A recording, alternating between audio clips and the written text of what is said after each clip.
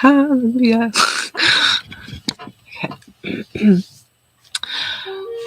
Hello, everyone. Oh my gosh. It's Tracy Thatcher from Listen Closely Spirit Readings. Wow. Welcome. Hopefully people will find me here. And I want to make sure I have chat on, live chat. Okay. We'll see how this works. We'll see if it works. I'm so sorry if I'm late. I am just learning this. It just is more complicated than it needs to be. But anyways, hello everyone. It's Tracy. How are you? And it's good to see everyone. Hopefully popping on. We'll see if this works. I just don't know. Okay, so now I see. It's been kind of crazy. Anyways, we're good. I'm good.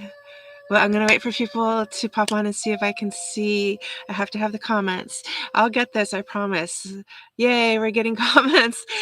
I'm sorry it took for so long. And of course, I forgot my glasses. But anyways, hello, Julie. Hi. It's nice to see you. I'm glad. I almost gave up.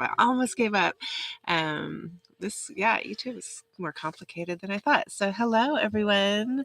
And now I'm understanding why people look away from the camera on YouTube, because it's the comments are to the side. So hello. I have it set for subscribers only, so welcome to the subscribers, but I also have it set where the public can also watch. Hopefully I did that right. We'll see how that goes. But it's nice to have everyone on. So this is take 2 of YouTube, and welcome. We'll see how this goes. I'll probably just I'm not going to do as long as on Facebook yet anyway, so we'll take this step by step, right? Take things in baby steps, see how it goes. And let me turn this light down a little bit. I feel like it's probably not good for it. Anyways, one second. Hello, everyone. Okay, so my name is Tracy Thatcher, and I am a spirit medium. You are on Listen Closely Spirit Readings page. Welcome to my page, and it's new. We'll see how this goes. I'm usually over on Facebook, but why not spread the wealth, right? And here I can have people be moderators too, so we won't have the trolls distracting us.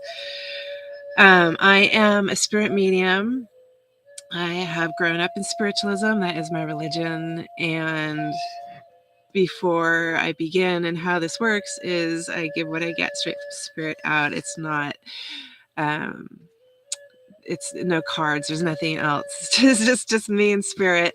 And I'm drawn to whoever they're drawn to in the comments. So that's how this works. I do read the Declaration of Principles before I begin, and the prayer for spiritual healing. These are from the Spiritualist Hymnal.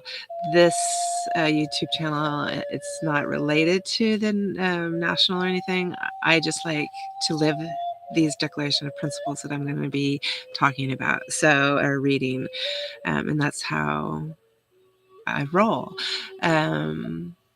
Yeah, there's a lot of personal, responsibility and laws of nature, things like that.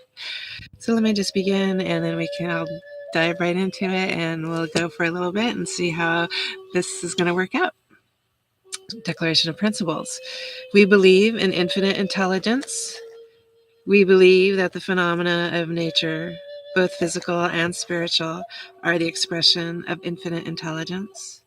We affirm that a correct understanding of such expression and living in accordance therewith constitute true religion.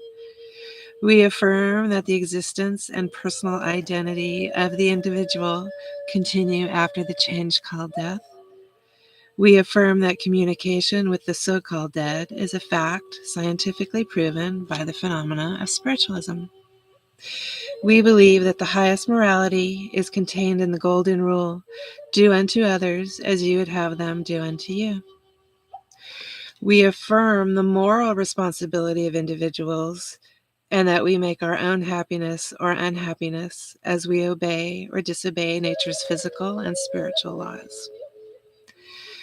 We affirm that the doorway to reformation is never closed against any soul here or hereafter. And number 9, we affirm that the precepts of prophecy and healing are divine attributes proven through mediumship. Hello, everyone. Hello, Jessica. I'm going to give this a try. The 3 dots next to your name. I am going to make you a moderator. And let's see if I can do this.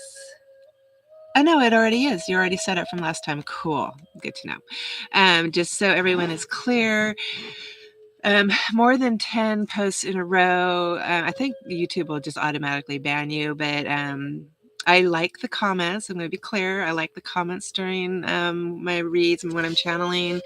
Just don't go overboard with the commenting. But I do like it, and I like when you guys are chatting back and forth too.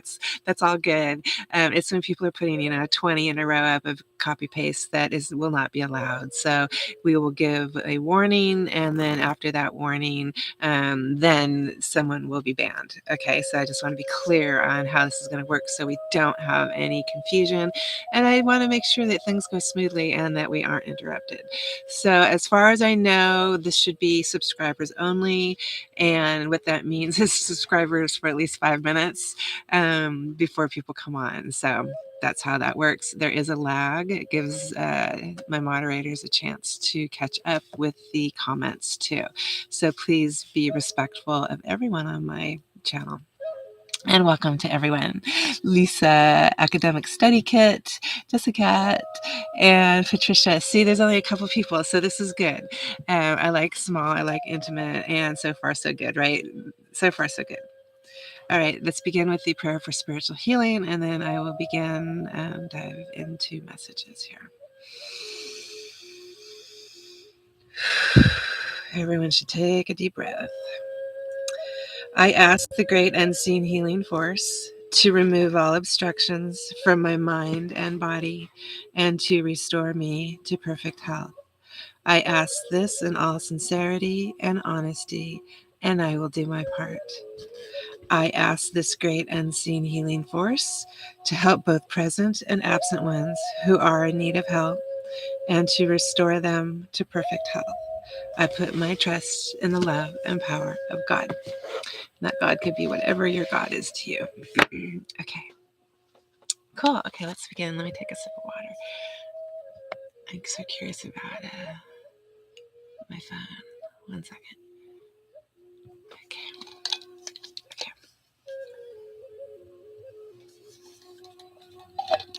Okay. Smells good, right? Oops, let's turn this down. In fact, I'm sorry. I forgot about my phone. No, don't want my phone going off. 1 second. I should have done all this before. Okay, perfect.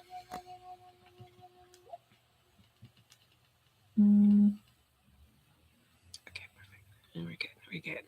Good to go. All right, everyone. Hello, everyone. Patricia, hello. And Sam, Samira, it's nice to see you. Hello, everyone. I love that everyone's becoming kind of a community. I like that about you guys. And that when I reread the comments, I do love the confirmations. And I just love that you guys, talk to each other too, because that's just a really great community. So let's see who we're going to begin with.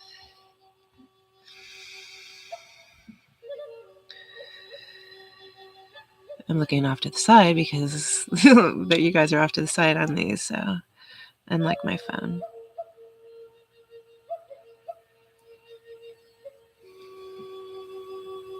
I'll step in with Tony. Oh yeah, I need to write names down because, as everyone knows, I don't remember anything. Okay, Tony D. What is today? 4:20. Okay, perfect. Keep thinking today's Friday. So I hope everyone is doing well. I hope you've had a good week. I went on my mountain run this morning, so I'm feeling good. It's beautiful in California, and I saw a whole hillside full of violas, yellow native violas, and I just was really that gets me really excited. I love this particular hillside because I have never seen wild violas, especially a hillside of them, and it's the only place on Mount Diablo that I've ever seen them, and on all the trails that I've run, which is almost all of them. So that was a nice way to begin my sunrise morning early. I feel like I'm maybe gonna change this. For some reason, I feel like it's which one's the best? I don't know. I just feel faded out or something. Okay, here we go. Tony. We're gonna step in with Tony. Thank you, guides, for being here and keep getting off to a rough start, but here we are, living in the present.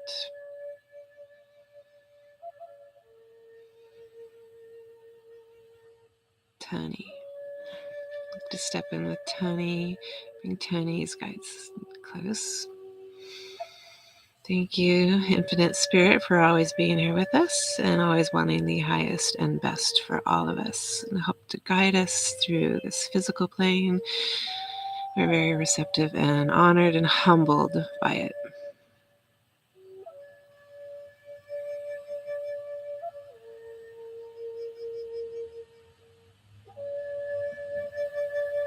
Okay, so just checking, just a little. Okay, Tony. So what it feels like. Actually, I'm gonna turn my phone off here. What I'm seeing, not what it feels like, what I'm seeing is a gentleman that is here with you, and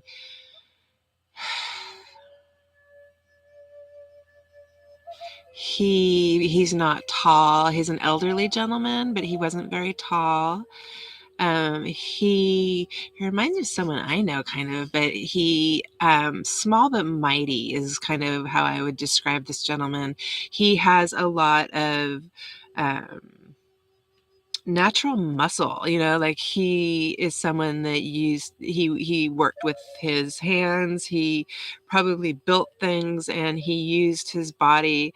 He's someone that I would call he had used functional exercise, doing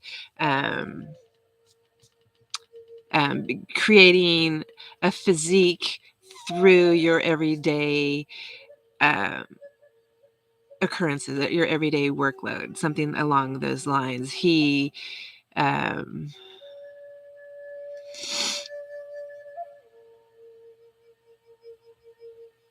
he reminds me of a grandfather. He could be a great grandfather. I feel like if you have someone, one side of your family is shorter, he's just because he is shorter, he is on the short side, and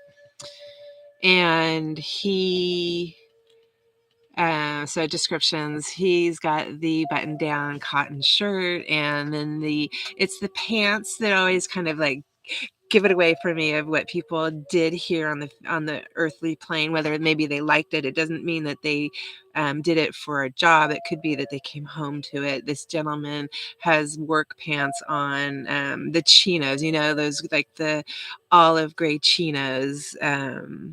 Tony, reading for Tony, and with the belt and the belt buckle, because I'm seeing that like this kind of like this brass belt buckle that he's wearing, and the pants were loose because he was trim. He was a trim gentleman, and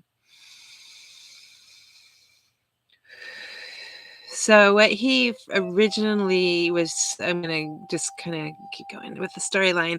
He came in because he was kind of showing something outside of maybe it might be coming up. And I'm doing this towards you because there's something about near future and something that might be coming up. And it's some kind of a situation that he's drawn to you because of something that's coming your way. Tony. It's, I don't know what the situation is. There seems to be a situation coming up your way that involves confusion. There's something with confusion. Like there might be people that you're dealing with that are confused, or there's misunderstanding, I guess could be another word I could use for this, is misunderstanding as well. Um,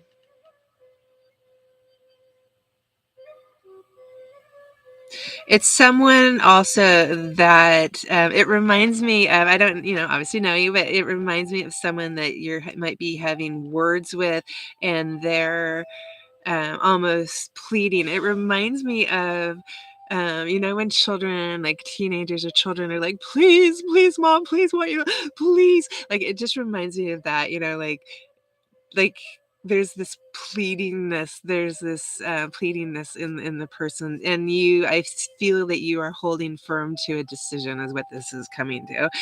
You'll be holding firm to a decision, that will be presented to you.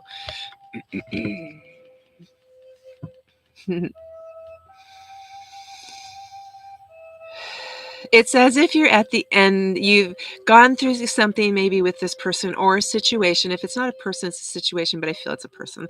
That you kind of are, you're it, like that's it. You've heard it.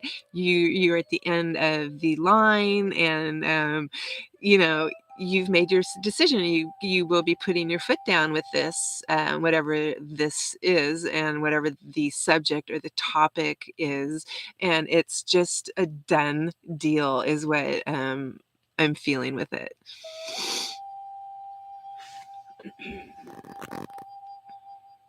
Tony.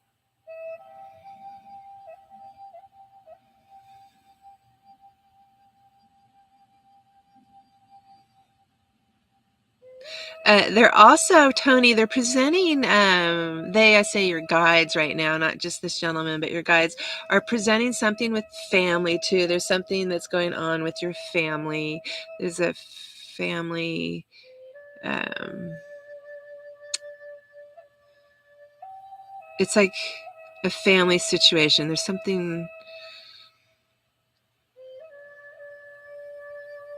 it feels like something has gone down. It may not even be in your own, like your immediate family. It's like something, because they're showing like these ripples or these waves coming through your family. And I keep wanting to say family unit, but that would mean, like, our close family. But this feels like maybe, I don't know, maybe a black sheep of the family did something, and I feel like there's this rolling, like, waves coming towards, like, through the family, like, this energy of things that maybe someone did something, and it's, when the family starts gossiping because someone did something wrong, or, like, I don't know, it's just something that reminds me of, someone did something, and, it reminds me of gossip, or, it's really things that come through the family.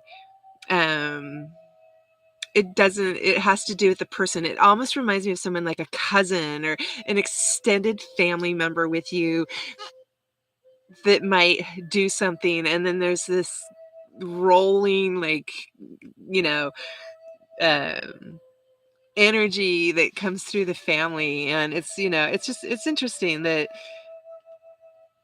you almost, are able to kind of put the blinders on, and, because I'm hearing you have so much else to do than worry about, like, if the cousin of a cousin of a cousin did something, completely crazy, and if you're not feeling that way, then reel it back to understand that, it really is their issue, and you have enough to deal with, and your guides want you to be dealing with, whatever it is that have going on yourself. And I don't even see you really getting caught up in that, but know that someone, um, it's fine. I kind of want to, like, start laughing about it a little bit, even though it's probably not. It's not something to laugh about. It's the whole, because I'm hearing the word like explosion. There's an explosion of someone. When someone in the family does something just out of the ordinary of what other family members might, um be like. Anyways, that would be the black sheep. That's I'm going to go back to that black sheep of whoever this person is. It's just gets the, what do you call it? The tongues wagging. Let's put it that way. That whatever's going down, it gets the tongues wagging. And maybe I'm also feeling a lot of people in your family may not have they almost kind of like they might need like a life of their own, something along those lines, where they feed off of other people and they might just need a life of their own. Oops.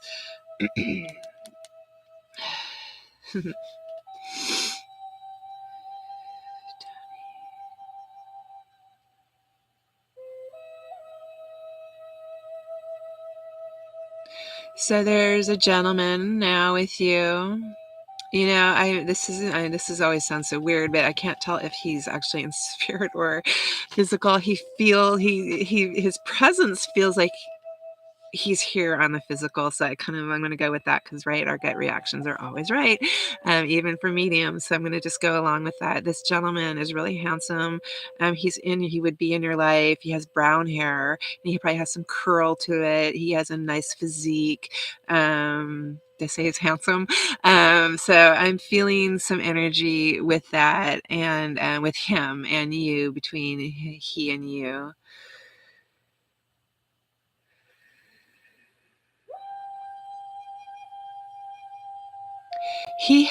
This gentleman I'm talking about has a really good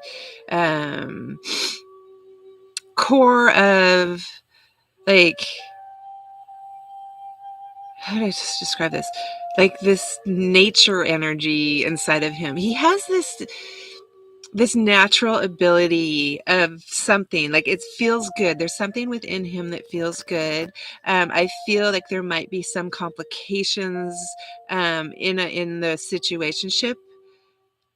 I don't know what they are, but your guides are just they're just showing me like I'm seeing like his energy inside of kind of his core, of who we're made up of. Sometimes those of us that are very into nature and very centered, become very thrown and off base and not really who not we get thrown by other people and situations if we're not comfortable in dealing with them. And I feel like this gentleman might be that way. I feel like he's naturally a really good person, and then sometimes the good people there don't know how to react to um like relationships that might have drama or be emotional or something like that, because they're centered. And so they're just, it kind of, you would think that we'd be centered, but sometimes it can come across as other than centered. I don't know.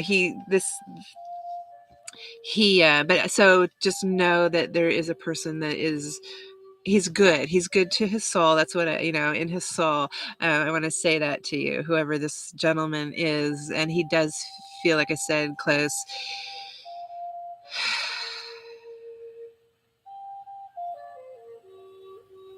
There's something with him that has to do with like water. Maybe he likes to kayak, or he kind of has this, that goes along with the nature thing, doesn't it? He likes to he's sensory, so I'm seeing him around water, let's put it that way. So he's either paddleboard or canoe, but that water is very much a sensory calming to this person. So I wouldn't be surprised to find him around water, especially in the summertime, whoever this person is, even if he can't get to the water. Even if it was just at a poolside, that would be someone that enjoys just being near water, and that's just what grounds him, is the water.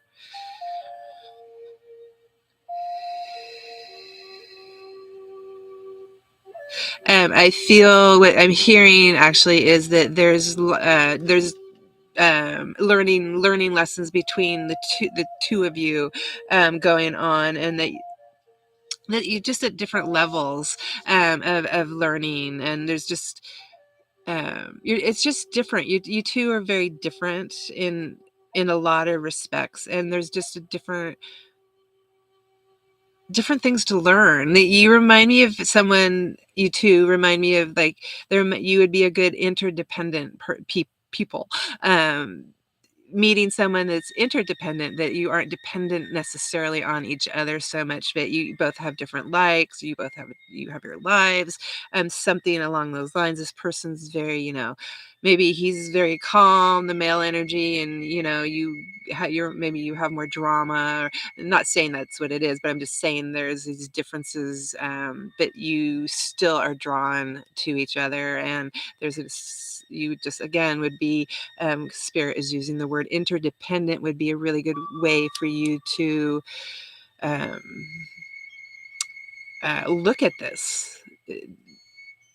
That way you take your expectations off the person, and I think that helps in the long run, for this, especially this person, not to have certain expectations on this person, because they already have, they're kind of set with like who they are, was kind of what I want to say.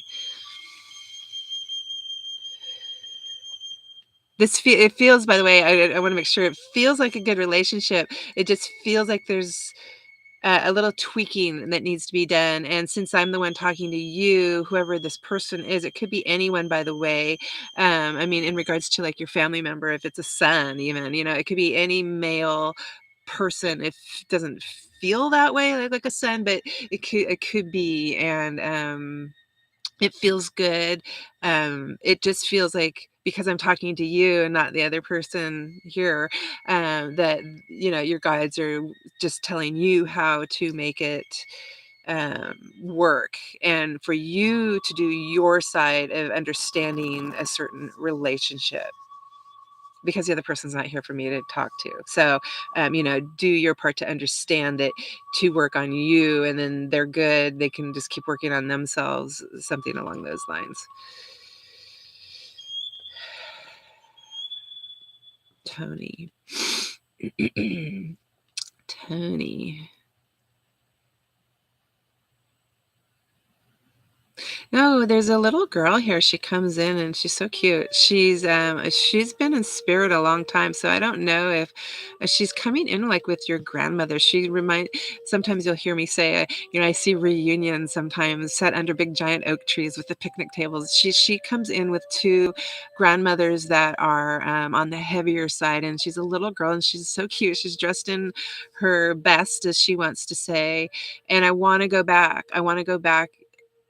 Lineage with this little girl. Maybe someone excuse me, um if someone that passed and transitioned to spirit as a child, this would be her. It could also be a spirit child, meaning she didn't have an earthbound life, or she just didn't have a long earthbound life. And in spiritualism, we go on living. I mean, just because you don't have an earthbound life doesn't mean you don't go on living in spirit. But she comes in a very cute, it's I want to say a red dress, but really it's almost a dark, ooh, I'm just like getting chills, a dark red. She just wants it to be very clear, that there's this it's a dark red. It reminds me of, like, anyways, it's a mixture between like a maroon and a regular red.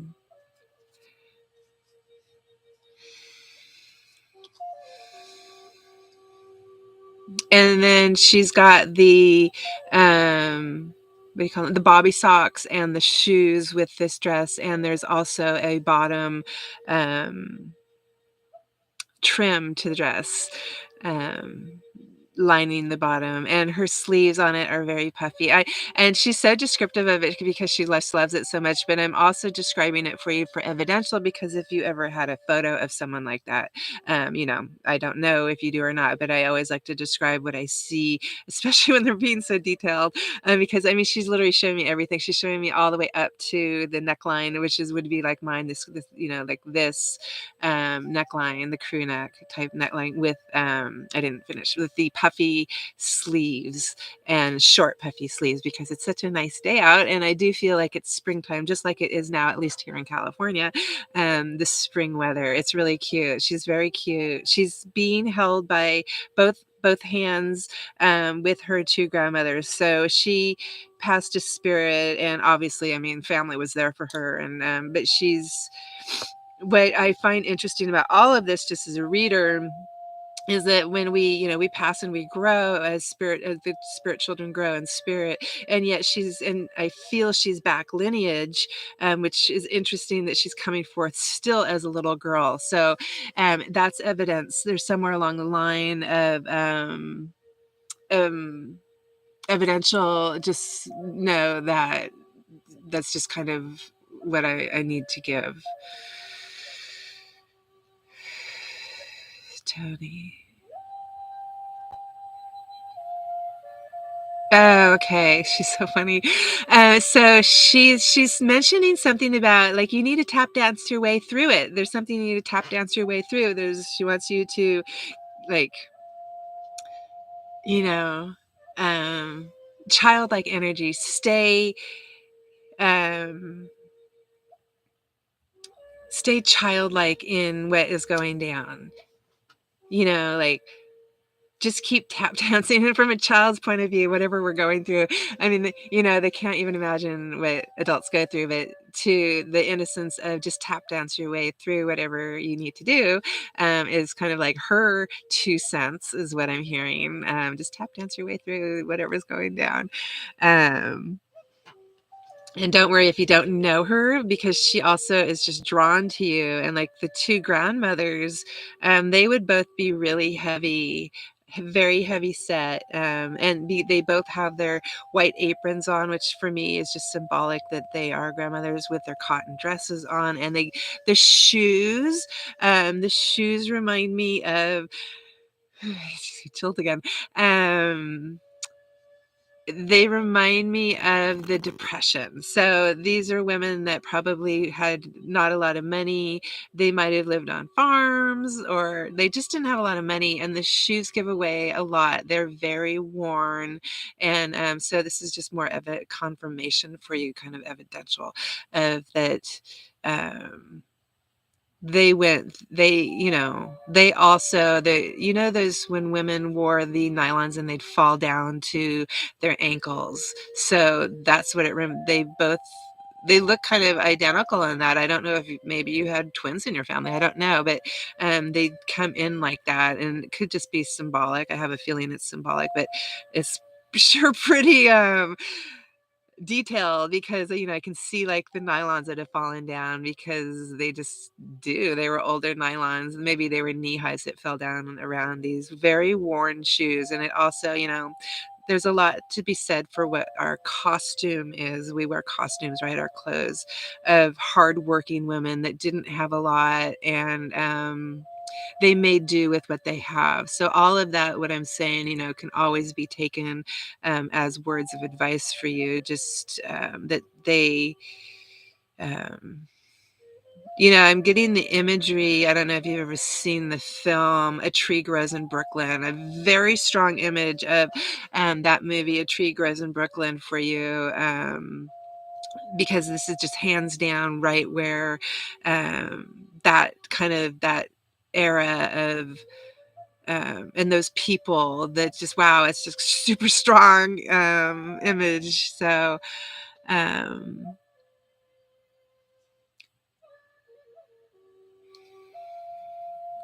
if they are, twins, if they are sisters, they're in spirit and they have this little girl with them. I do feel someone lost. I mean, they're saying that someone lost a child.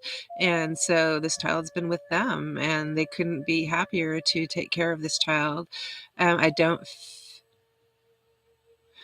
feel like the mom has transitioned of the child, but I don't also know who that mom is, because I don't know the circumstances of why the child has transitioned over to spirit. So, but know that you can tap dance your way through anything in life according to her and her cute little dress that she comes in with. And there's just a lot of love, really. Just know that you've got a lot of love around you. And you're one of those people. I love it when you get over to spirit. You will have, one of those big family reunions where everyone's waiting for you. And because not everyone has that, but you're going to be one of those people where some of your family members from lineage back, your heritage, all of them will be there under the giant oak tree with the white picket fence, and the picnic tables. So it's always nice to know that you have people waiting for you.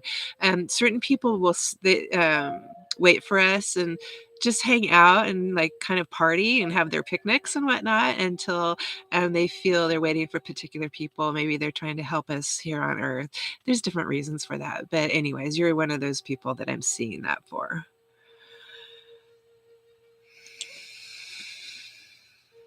It's good. I keep hearing like you have a good life. That's what I'm hearing. You have a good life.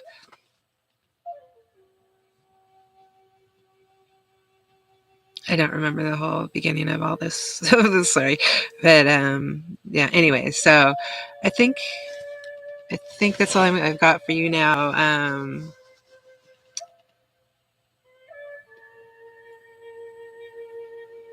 And then, so before I leave, so I'm looking off. When I look off, I'm like, there's someone that gentleman just before I leave, that gentleman that came in to begin with, the elderly gentleman just steps back in, and just remember there's something that you'll have to work on. There's something that you're going to need to work on, and he's really good at that. So he's going to be helping you work on something, and get through something that will be coming up, and just to chip away at it. That's what I'm hearing. So one person saying chip away at whatever's coming down the pipeline, and then you have a little girl saying just dance your way through it. So it'll be interesting to see what it is, because I don't know what it is that's coming your way, and I don't feel like it's a huge deal. I just feel like it's might be like like a kind of not messy would be a wrong word, but there's just might involve a lot of sidestepping, and because that whole tap dancing routine thing, is kind of tap dancing your way. Tricky feet is what you call it. When I'm mountain running, we call it the tricky feet, or we call it pretty feet. Don't get caught up. Don't hit a stone and go flying. Like stay present, and just stay present.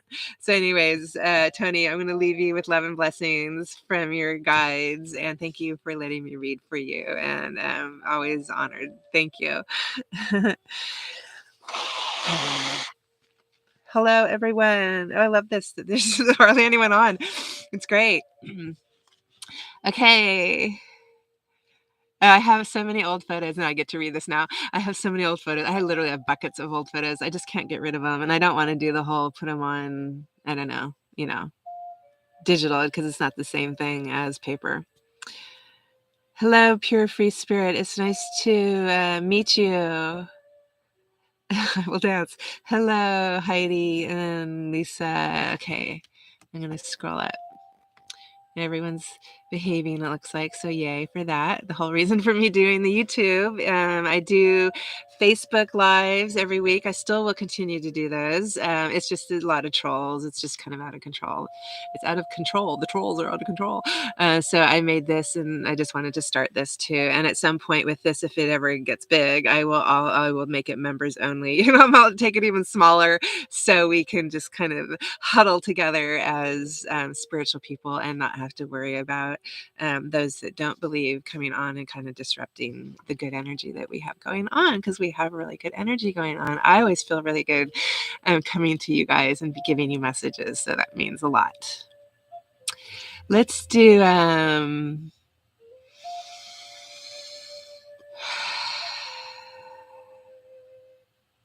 I'll do Samira. I'll do Sam.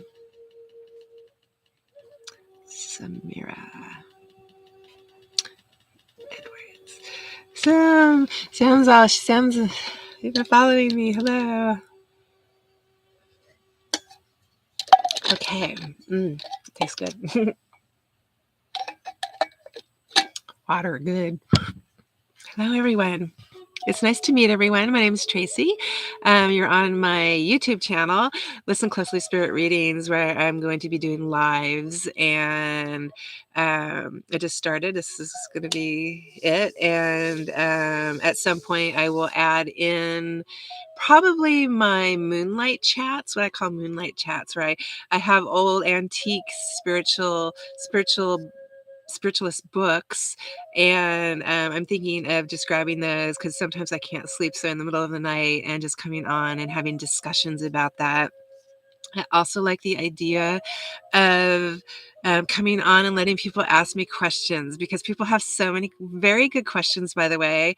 And so I'm thinking of doing that if people have questions about from a medium, because we do that at Spiritualist Church of Two Worlds, where I go to church, and we will let people ask questions of us mediums, and like, what do we see, how does it work, how does, so there's so many people that have no idea, so that's always very interesting, and those are always very lively discussions too. So that's another thing that I'll probably have coming down the pipelines too, because that's always really fun, and those are fun discussions.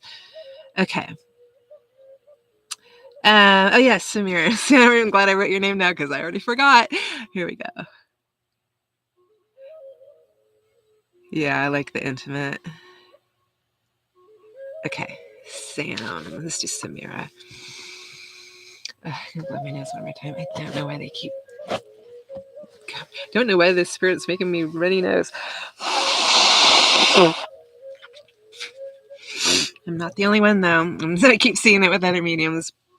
Okay. Samira. Sam.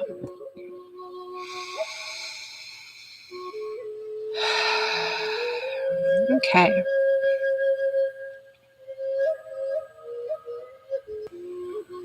And I don't remember my previous reading, so I want to say that that's really important, that I don't remember. So if I've come to you and I don't remember your name or something like that, just I apologize, and don't take it personally. I just don't remember, and that's just the way it goes. So that's just how I roll, and I just deal with it. It's just a form of protection for me, so I'm not taking everyone's. I don't want to remember all the readings anyways. I have my own life. I have things going on, and I just want to be able to give back to you guys. Okay, if that all makes sense. So Sam. Okay. It's a gentleman. You have a gentleman here, and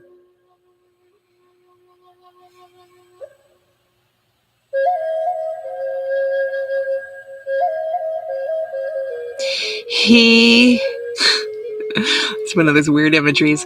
He's small, and he's sitting on top of a roof, and the roof, it's set in a area. It reminds me of India. I mean, I don't know where it is, but what it reminds me of are the in the um when there's just house upon house upon house upon house, and they're made like a lot, or just made from it just reminds me of shanty, I think. The poor section, and he's sitting on top of one of the roofs, and there's a street right down below. He is small, and he's dark. He looks Indian, like from Indian, and he's wrapped in white cotton, like a wrap. So he sits up there, and he kind of looks like Gandhi to me, to be honest with you. So think of that imagery of a small man, a petite type man wrapped in his garb, and he does seem to have his glasses on. He is overseeing like what's going on. That's the imagery. Like he has a better vantage point, right? And that is, it's open spirit too. So I mean, that's very obviously symbolic, from the rooftops looking down over over the city and over what is happening, and he is here with you. um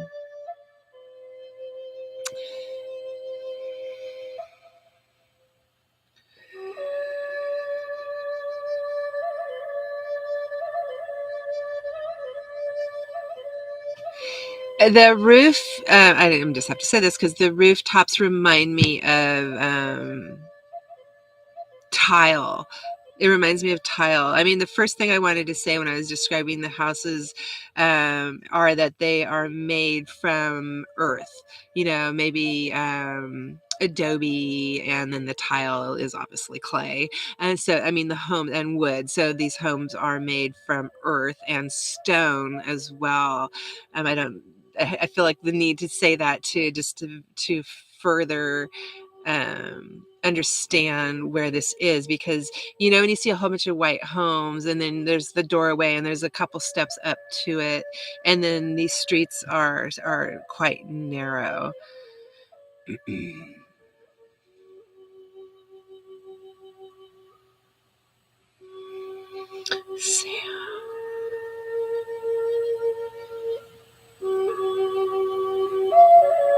Okay.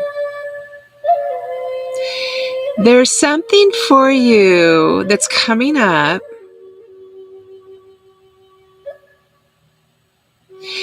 He's funny. He's tapping his head and he's saying it's going to require an intelligent um like answer. Something's going to require intelligence on your part that's coming up, as he's pointing to his head. He's very much a man of knowledge. He likes knowledge. He especially likes being in spirit, because you can download so much so quickly, right? And learn so much. About what I'm hearing is about the masters, is what he's saying. He has learned so much about the masters, and he likes that knowledge. And he's just like, something's coming up where you're going to need to think it through, and something with that.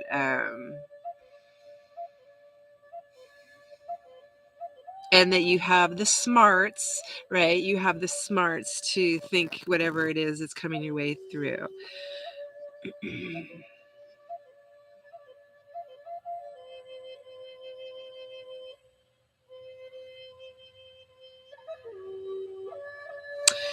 There's someone else involved in something what is this that's going on in your life? Like, I almost feel it looks like there's an annoyance. There's an annoyance, a person, that it could be a job or something, but there's someone, like, they're showing me that there's someone around you that's kind of like an annoyance. And um, yeah, we just love those kinds of people. A lot of times, those the annoyances of life. And it does feel like it's could be like a coworker. It could be someone that you like have to be around, but you probably wouldn't choose to necessarily be around them if you had the choice. Something along those lines. And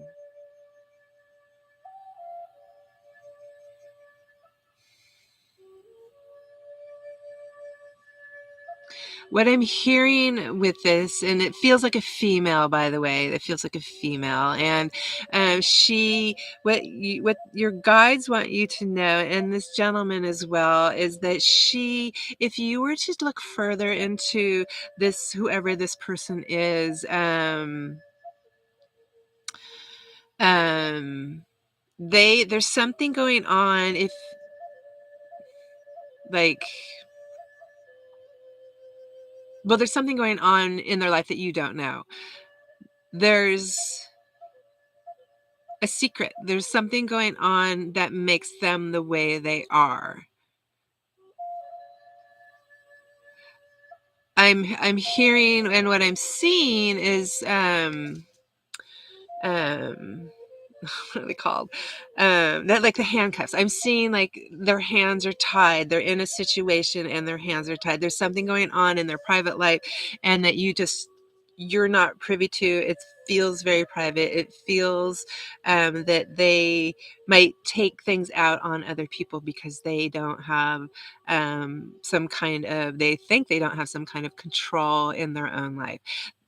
Regardless of what it is, it's a different way to look at an annoying person, as why is that person that way, and to see if you can understand objectively and with a kind heart of why someone is the way they are. And we may not know. So what I'm hearing is you don't know. You don't know like why they are that way, and that there's definitely something going on in their private life that they don't talk about, that is a secret.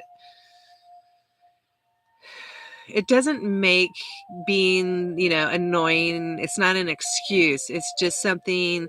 I feel the word expansion for you, from your guides, of expanding how you take, like if she's a lesson, expand your spirituality and understand on a bigger, the bigger picture, that it is not you, and you are not to take anything like personally, and that's part of growing as personal responsibility, is we don't allow people to be a certain way, so you can control in a sense of how you are perceiving this annoyance to be, by showing a, this kind heart, a bigger, kinder heart, something along those lines. And hopefully that all makes sense. Someone had said something to me just on a personal level, and they came up and said something really outrageously rude once recently. And it was so off the wall because I know the person likes me. And then I found out, like, a couple sentences in, after they had were so rude to me, said something so rude, that person was living with someone that is highly critical of them. And I was like, oh, that's why that they were saying such critical things about me.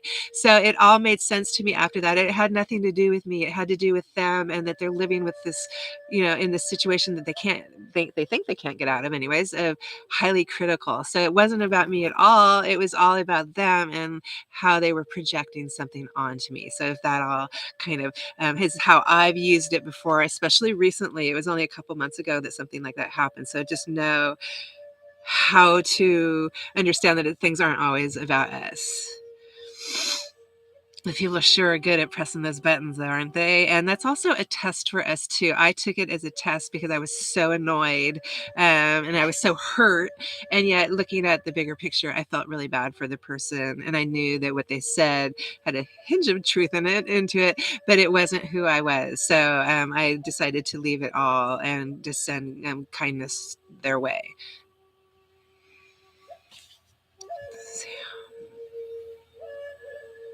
Samira.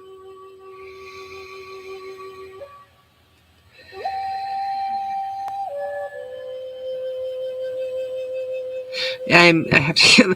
There's a dog that's coming in. This dog is a medium-sized dog. It is very submissive. It comes in really lovingly, with the tail between its legs and its head down, and it's wagging its tail underneath its legs. And it comes in to you. Looks like it's a lighter colored dog.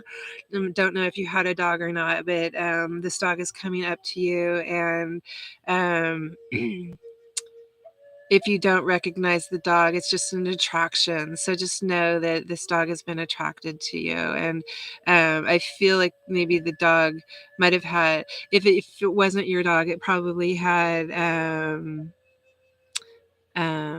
hard time here on the earth plane.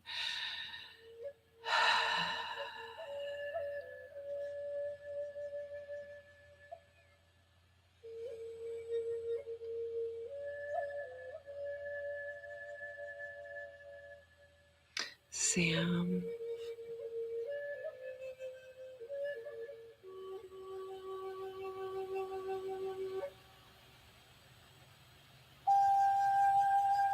what there I'm there, it's kind of I'm pausing because they're not really I feel like you have what I'm hearing is a reprise, like through summer where like maybe not a lot's going to go on, right? And that's actually can be such a great thing for people not to have something happen, to let life just be through the summer.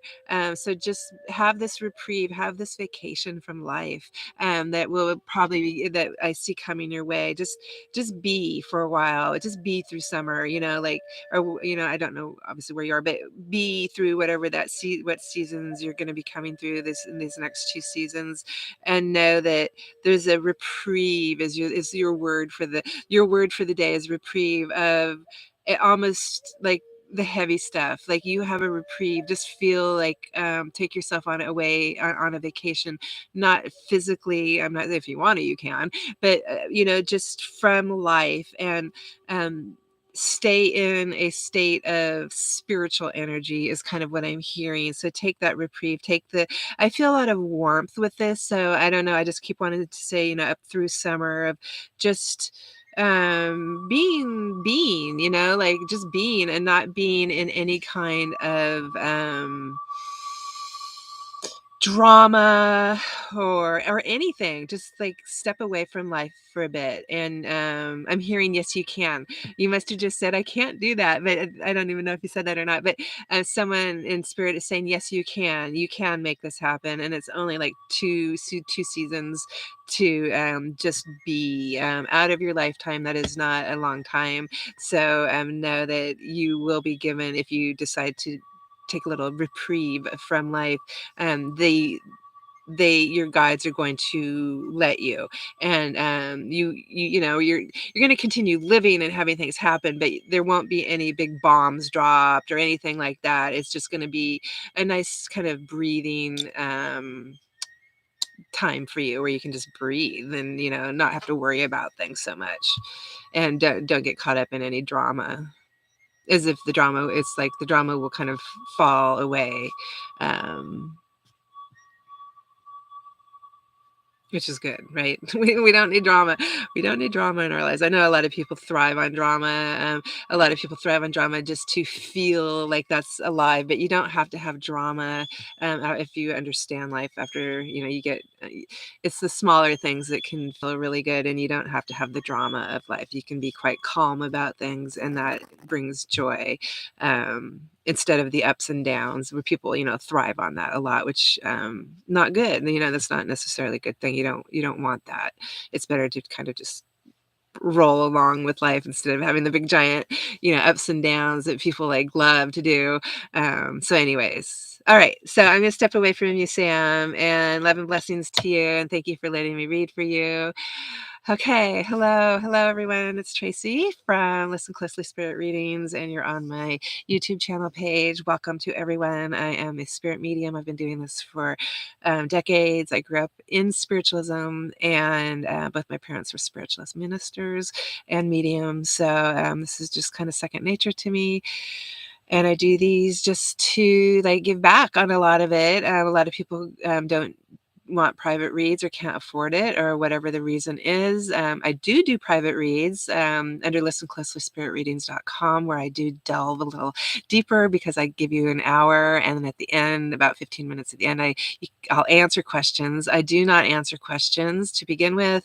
I just give what I get. It just makes it easier here on the lives, than trying to answer questions. And most of the questions most of the questions I'm not going to answer anyways, because I just don't think they're as important as people are thinking they are, which is how my private reads tend to go down too. People think things are much more important than they are. And yeah, spirit has a really good way of showing us like to rethink how we think about life. So anyways, hold on one second.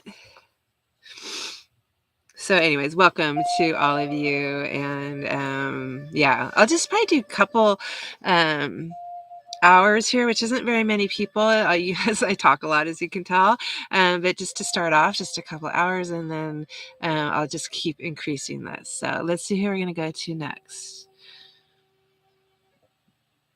Let's see. Let me actually scroll. Hello, hello, hello. I should have brought my glasses. Sorry. Elvira Diane. Hello, Diane. Hi. Hi, hi, hi. A lot of times, if you can't do private reads, you just, there's churches that you can go to too and just get reads, And don't forget that you guys have your own, within you, your own intuition of what you know to be correct. And intuition would be spirit just whispering in your ears. So if you're receptive to that, you're already speaking to spirit. So just remember that you don't always need a full blown reading. I mean, it's just within you to understand where you're going. Most of us know what's right or wrong for us anyways, and we just tend to second guess that and not trust that and not have faith in that. And so I'm very much about having faith in what spirit guide and your intuition and your gut feeling is telling you to do, because it's always going to be the truth as long as it never brings you harm, which wouldn't be correct then. That wouldn't be your highest good. Okay. Hello, Heidi. If I say your name, no, I've seen you. Pure Free Spirit, you're at work. Okay, so there's not that many people on. Cool. 10. Let's do Spirit does rock. I agree with that. Hello, Cassie. Welcome aboard. And I want to just thank my moderator, Jessica, for always being here. One of my number one fans. I just always super grateful for her. And yeah, just a little shout out to her. Always said we only have respectful people on my page. So I just want to put that out there. It's one reason I'm doing YouTube, so I can moderate better than Facebook.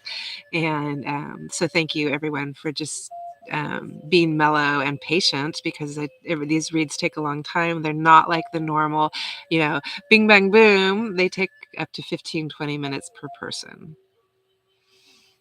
Oh, you're so sweet. You're so sweet. Let's do... Who's next? And I'm just drawn to whoever my spirit guides draw me to is kind of how I pick. Okay, I'm not going to do Pure Free because you are in the car and you're going to work. So let's do, and if I call your name, just put something back in the comment box so I know you're here. Good night, Sam.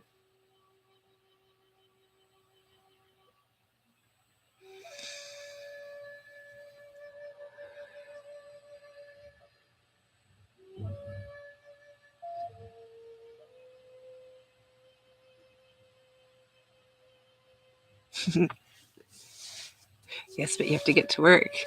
My readings take a very long time.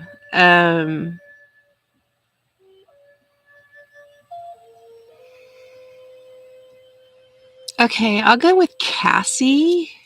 Write your name down because I forget absolutely everything. Cassie B. Hello and welcome. I don't think I've seen your name on my live, so welcome, Cassie. And if you would like a reading, go ahead and just put something in the comment box so I know you're still here, because people jump on and off. I have a feeling when this starts filling up again, then it's going to get hard again to see that. But for now, we're good. We're at a small amount of people, which is great for this is what I've been wanting. I like the intimate little groups. And at some point, if it gets too big, I'm just letting people know now. I will take it to members only, so I can keep things under control, because I'm kind of the opposite of social media. I go the opposite way of wanting it to be smaller, and when things get into the thousands, it just makes it very difficult to read the comments and whatnot. I mean, I don't read comments during my read channeling, but you know what I mean, to watch the trolls and whatnot. Okay, there we go. Okay, perfect, Cassie. Okay, great. So yeah, I'm usually over on Facebook. I've been doing lives on Facebook for like a year and a half, and I was just told to do that. It was kind of like a year and a half ago before Christmas and the holidays, and that's just a crappy time for people, and I don't necessarily like it. So my guides were like, "Go and give back, go give back." So I've been doing free reads, up to 3 to 5 hours, mostly 3 hours, over on Facebook Live under my same name. Listen Close to Spirit readings at least once a week. Next week, I haven't decided whether I'm going to do this or that. I might do both, my Facebook Lives and this too. We'll see. I still haven't decided yet, but just to give back. So that's it. It's very simple, and that's the only reason. People are in need. The world is changing, and it's nice to know that Spirit has our back. So thank you for being receptive to them, to Spirit stepping in too, because that's everything, right? If you aren't receptive to what they have to say to you, then they're not going to be of much use.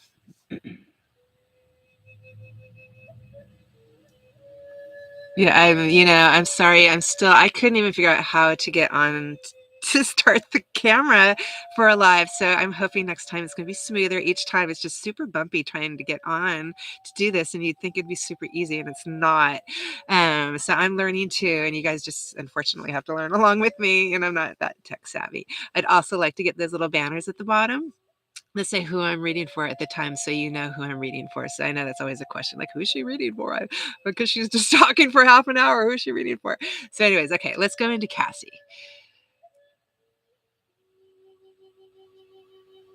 I'm sorry about that. Wrong link. Oh my gosh. I feel bad now. Okay. Cassie. Cassie B. Thank you, Spirit, for being here, and for Cassie's spirit guides for stepping in and always being with her. Thank you for being with me, connecting up. Thank you for bringing your knowledge. I only ask the highest and best be brought forward.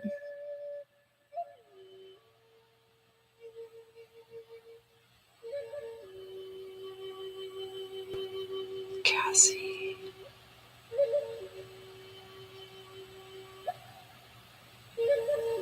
This is so interesting. Sometimes you always have to give me a moment, because I don't see you, or I don't see anything except your names. It makes it much more difficult, and I can't hear anything. And all mediums are trained to go by voice. So this is always just takes me a moment. So just be patient. Just be patient.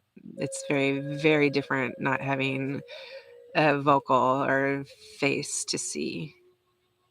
So I'm going to start, Cassie. What I see for you is a woman, a female energy in spirit, and she's interesting. It's just symbolically, I get really weird stuff symbolically. So yeah, just bear with me while I put the stories together, because for some reason my guides like to go kind of crazy with the symbolism, and then I have to like pull it all together to have it make sense for people. And it's just, I don't know why, it's just they challenge me that way. So anyway, she's coming in a old ditzy dress, and ditzy is the small flowered print dress. That's what ditzy print is, and it's a cotton dress. She reminds me what she's wearing and kind of what she looks like, reminds me of Raggedy Ann. She reminds me of a Raggedy Ann doll, except she's wearing, her ditzy print is brown, and she has like a white a wide ruffle eyelet. It's very specific. It's a white eyelet ruffle at the bottom of her dress, and also on her sleeves, which go down almost right to the kink of her elbow. And I don't know why, but she has the red cheeks. Actually, I don't know if Raggedy Ann doesn't have that, but anyway, she reminds me of that rag doll, of a rag doll. I don't know why. So let's see why. She doesn't have red hair. She actually has brown hair, but she does have the ponytails. Yeah, they're ponytails. They're not pigtails. They're ponytails. They're down here, and they're lower. They'd be down here. The ponytail would start down here. Cassie.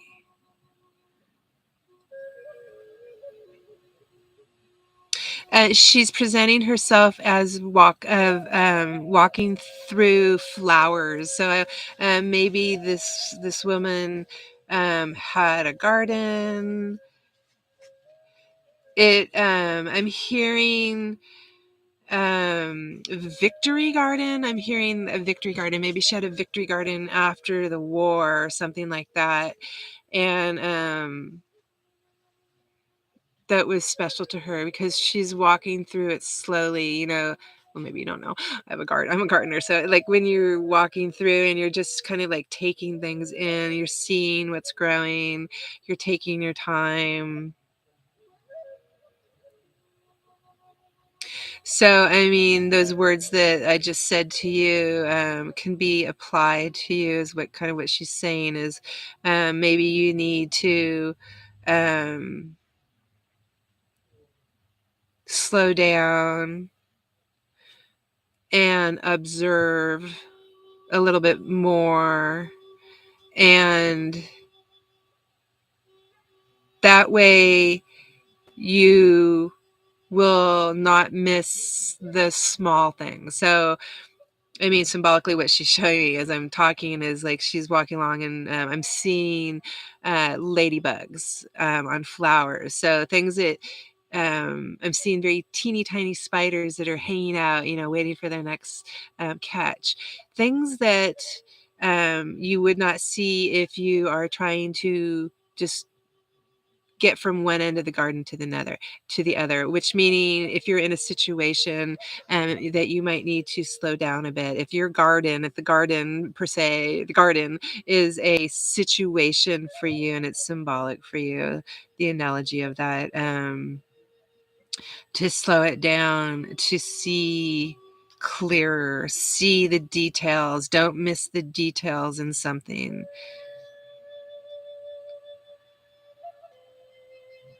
They're saying, Cassie, that there's something about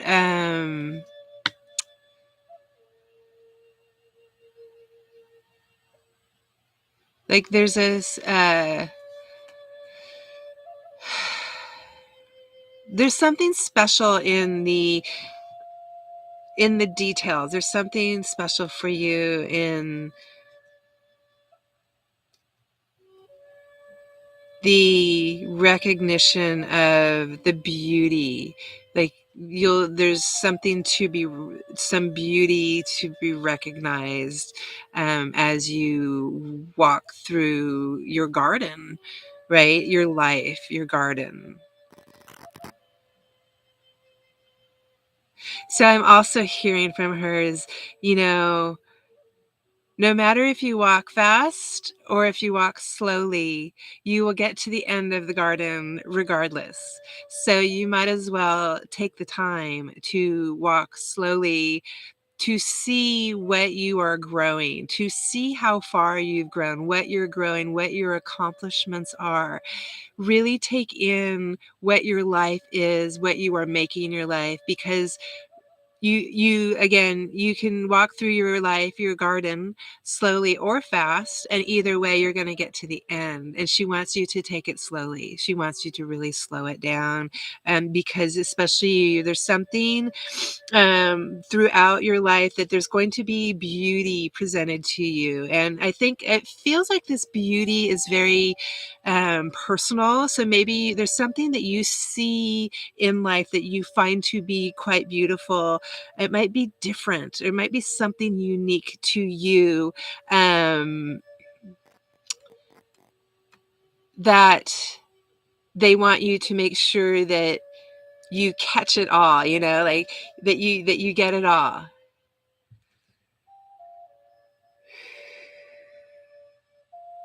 I feel like there's little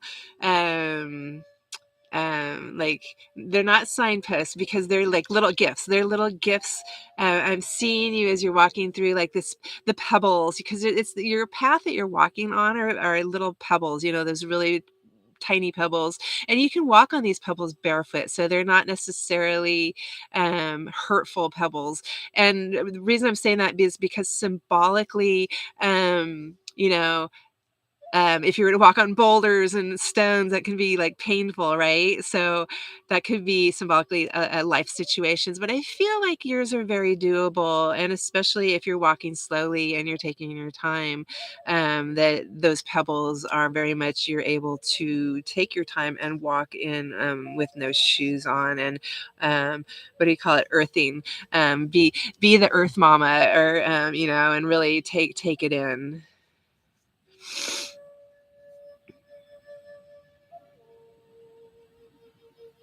The imagery that I was saying about the tiny spider that's hiding out along with those butterflies is those spiders, as we all know, at least those gardeners of us, those are super helpful. They're incredibly helpful to have those in our lives. And the symbolic is what I'm hearing is like if you have any kind of issues that might be like web, meaning some if you come to a place where something is feels sticky or web-like in your life symbolically, like it's a situation that you don't like, something like that. I'm seeing the symbolism for it is like you're just literally taking your finger through the web and the web just like goes away. You've destroyed the web. You've destroyed the web. So meaning if something that's coming your way in life, a situation that's coming your way that's um, not you don't like it, it's not good, it feels like you can just like slam it down and it can go away. So I mean that in itself can tell me as a reader that you also it might just be you have the capability, hopefully, or at least maybe they're trying to say this, of in your own head just like making things go away that are causing you to be in a sticky situation. Like it's not yours, it's the spiders, it's the person's web. So you can just like take your fingers and get rid of it, and know that you still have the rest of the garden to walk through, and this beautiful ladybug is still there too. But this, the spider is needed, the spider is helpful, and but it's the web that is the symbolism of the web, of getting caught up in something, something like that. That it's you literally have it within you to stop the situation, just like stop it.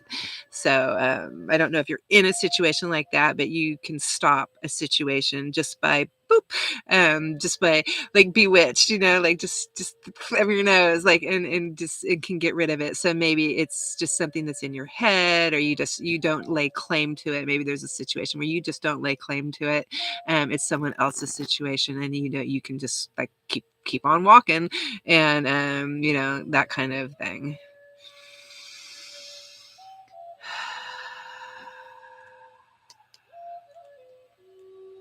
Cassie.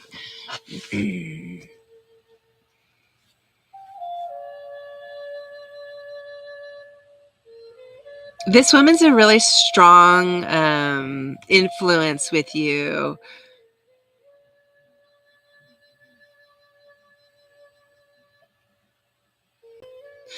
It feels like she was strong when you were born. So I mean, whoever this woman is, she's felt a strong connection to you since you were born. And even if she was in spirit, I just feel like this woman has such a strong connection to you, and that when you were a baby, she like even in spirit, even she would be there like in the 5D. If she was even here in the physical, I feel like in the 5D, maybe she just used to visit you and she was dreaming or something, but she does. She just feels so close to you, and drawn to you. And she also, I'm hearing that she was around when you were little and through your childhood, and that you weren't alone. And she knows what I'm rewording things. what you have gone through. I'll just say it that way. She knows behind the scenes. She knows things that you've been through, and she was there with you. And so you have a friend in her. I'm hearing that song. You have a friend in me from Toy Story, but that's I feel really weepy all of a sudden with that. But she really likes your energy, and she's got really good energy. I think anyone that hangs out in a garden is okay in my book. That's for sure. I feel very weepy with her, very strong energy with you and her, between the two of you.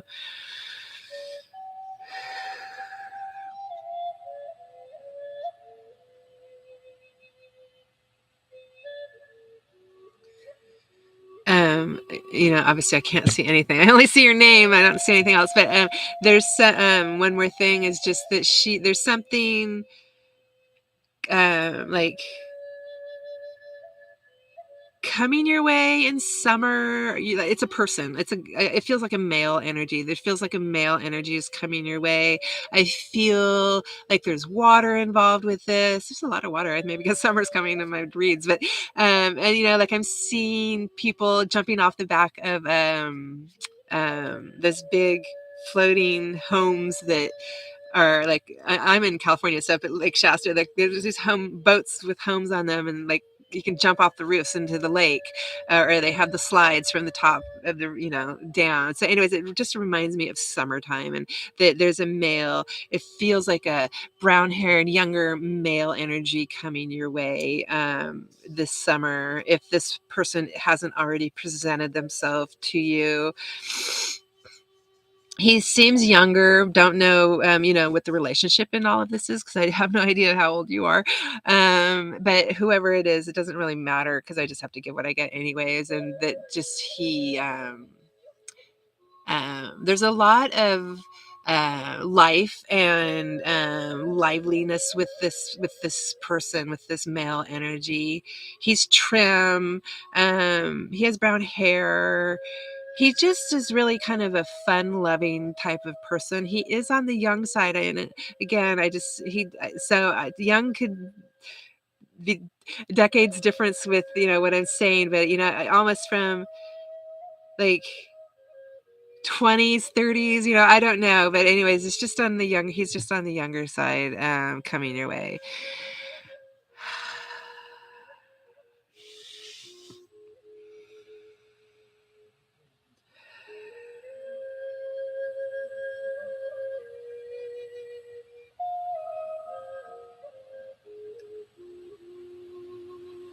It'd be really good for you to go to a park and have a barbecue.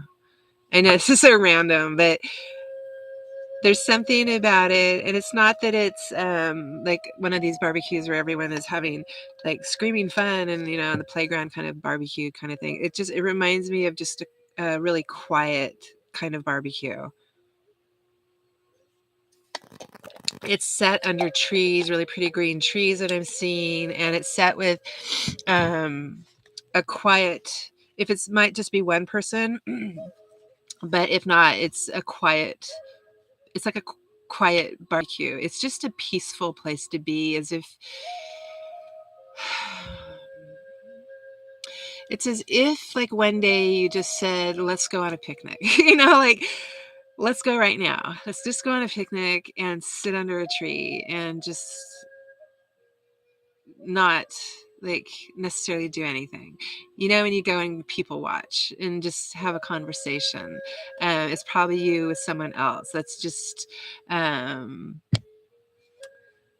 it feels really beautiful. The trees. It wouldn't surprise me if there was a lake with some kind of um, fountain like in the middle of it, or something like that. um,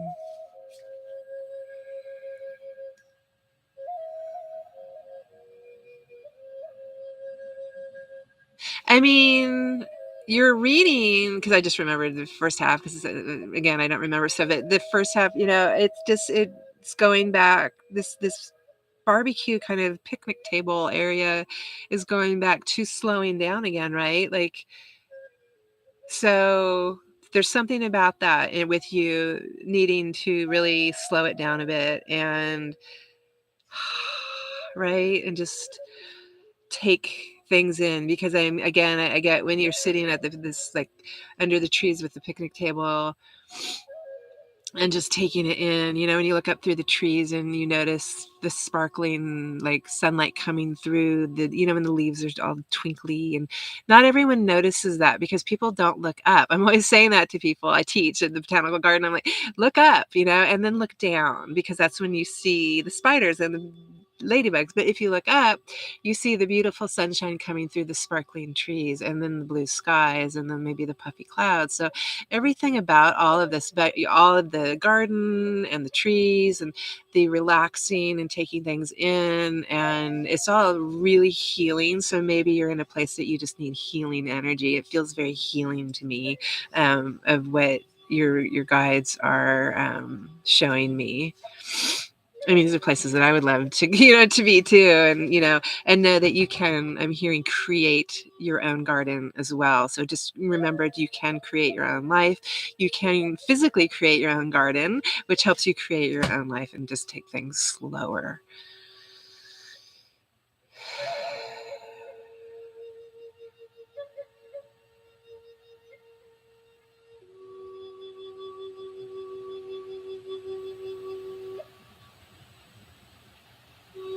I'm, there's not a lot left. What they're showing me right now are animals coming to you, like jays, birds, like birds coming to you, and like you becoming an attraction for wildlife. Because of your energy. So I was soaking that in.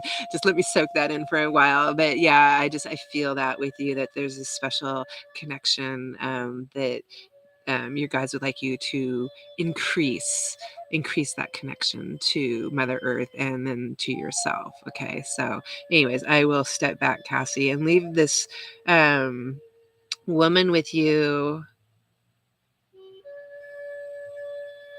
because she's just very at peace. She's a very at peace. She's a peaceful type of person. Yeah, like she walks around with no shoes on, and she just enjoys her garden. So, and then what is in the garden? And I'm hearing the bounty of a garden, the bounty of life. Okay, great. Okay, I'm going to pull back now. And thank you, Cassie, for letting me read for you. And love and light to you. I am always honored and humbled for when people let me step in. Like I say, I don't take that lightly. This is your life. So I try to keep my words, do the best I can with the words, because symbolism, trying to take what's in my head and bring it to you. I mean, that's what we do as mediums, but sometimes people take things literally, and it's kind of like, I want to just make sure that people understand symbolism and then what is real. Okay. So anyways, hello to new people that have probably stepped on. My name is Tracy Thatcher. I'm a spirit medium. I've been doing this for decades. I grew up in spiritualism. That is my religion. And I go to church. I'm here in San Francisco, California. I'm a guest medium and guest lecturer at centers and churches just around the world, like in the UK. I have one coming up at online on Facebook. Coming up, that's from Sussex. I can't even talk. Sussex, England, and then I do lives on Facebook. Usually once a week. I'm just not doing it today because I'm doing this YouTube. And then I do my private reads, listencloselyspiritreadings.com, where you can book me there for longer 1 hour reads, and we can delve a little deeper. So I just want to come on to YouTube, and it's easier for us to don't have I can have moderators and whatnot, so we can be a little bit more intimate with what's going down and have people on that, are more open-minded. And I love that. And it's a great community. So welcome to the new people that are new to me here on YouTube, because this is brand new. This is brand new. This is going to be my first one. It's really my second one. I deleted the first round. I didn't like it, so this is my first one. So welcome to everyone that is on. And how it works is I just give what I get straight from spirit out, and then whoever my guides come to, and that's how it works. And then I just go to that. So I'm just going to scroll here and just. Hello, Darian. Nice to meet you. Lisa. Hello, Pure Free. Got your Chardonnay. Got your big jug of Chardonnay listening to me. I'm kidding. Okay, who's next?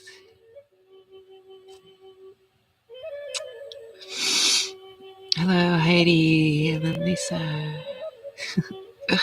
Go for the barbecue.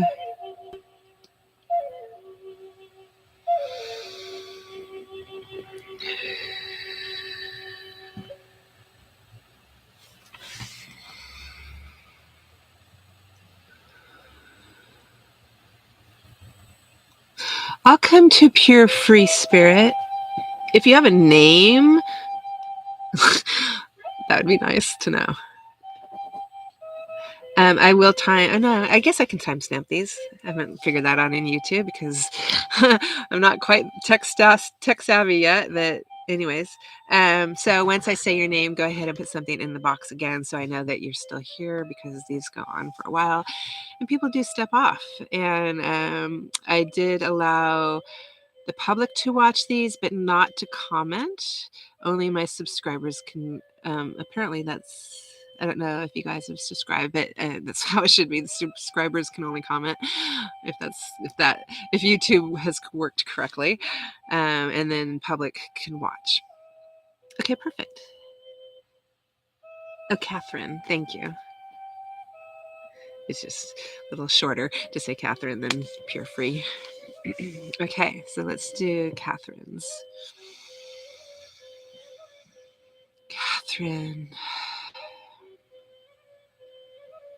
Thank my guides for being here and for always helping us, guiding us, giving us a kick in the bottom when we need it. Always with love. Always for our highest good.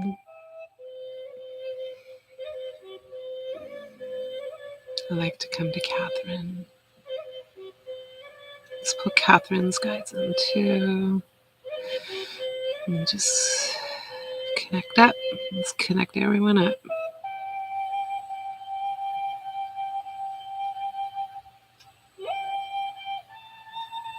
Okay.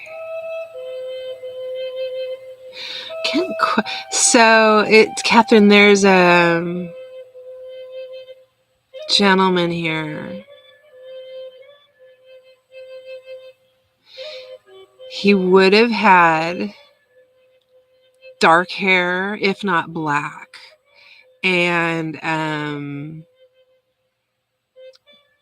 that's not necessarily when he transitioned, though. He's showing me this, and he would have probably been losing the hair on top of his head, but he would have had the dark hair.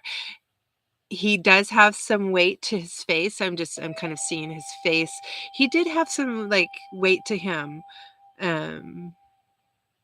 Not like he just had some weight. It's almost like when you have muscle and then you add some weight on top of that. That's kind of what he reminds me of.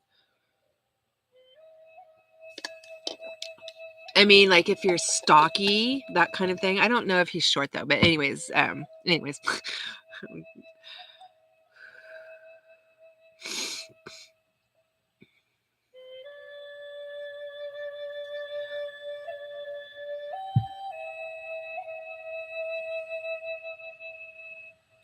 There's something with you.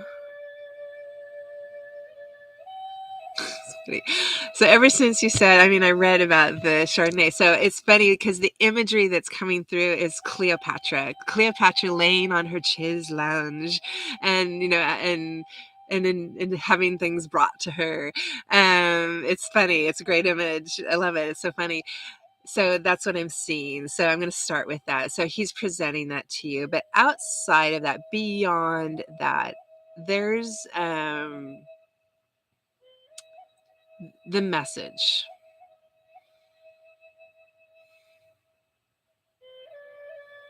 The message is to do more.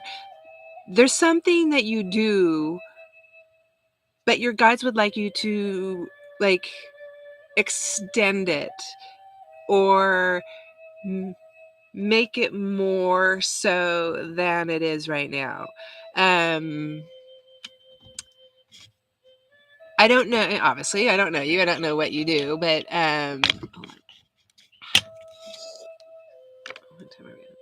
okay. Oops, sorry.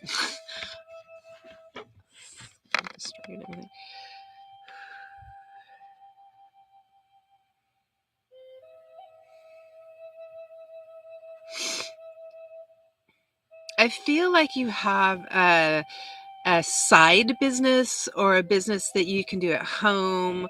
There's something that you have a talent for, and your guys want you to go further with it. They want you to take it farther than you have been. The reclining chaise lounge visual that I'm getting is also a bit, what's the word? What's the different word? Let's just say you could do more. The word I'm hearing is lazy. And you're not lazy. You can do more than what you're doing though. You can do more than what you're doing, and you will reap the rewards from that, is what I'm hearing. If you put some more effort into whatever it is that you're doing that is either on the side or different. Maybe you're into, what is your name again? Pure Free Spirit. I don't even know. So if you're into some kind of spiritual work or something like that, your guides are asking you to take it further than where you are, that you have more potential in you than you are giving out. They would like you to give more. They want you to give more. They want you to do more and to connect up more, and not sit back and watch from your chaise lounge and with your Chardonnay. They want you to, work it, is what I'm hearing. That's funny.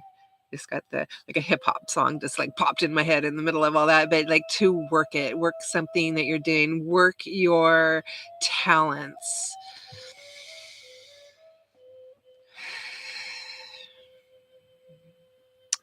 Catherine.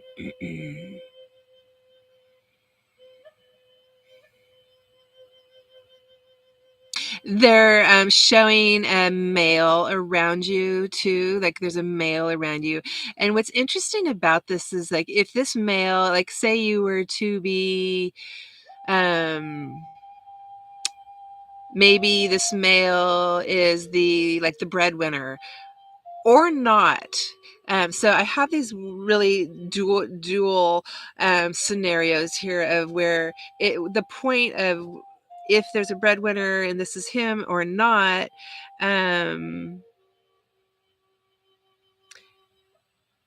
it won't matter. There's like, they want you to continue on regardless of, I keep hearing status, like if you're in a relationship or something, like just continue on with your spiritual talents. There's something that'll come down the pipeline for you in regards to this too, as far as I don't want to necessarily say money, but I do want to say where there's some kind of like where you reap the rewards. I do want to say that there's some kind of where you're going to you will reap the rewards of putting the work, your work ethic into something even more than you are doing now. I do feel you're doing something now. They're just, your guides are asking you to take it further. what I'm hearing is like they believe in you, they have trust in you, and they believe in you, and they know um, what you're capable of.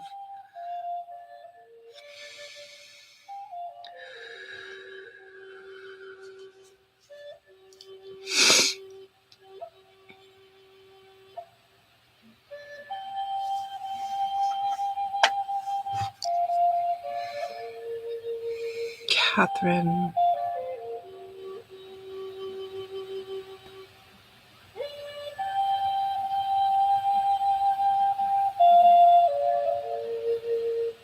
It feels like there's someone trying to contact you, and I don't know if you actually want from spirit, and that like they've been trying to get your attention. It feels like a female rate of vibration that she's been trying to get your attention. I don't know if you've had a mom or grandma pass, but there's someone that's just been trying to get your attention, and I'm right here. She can talk through me, but um,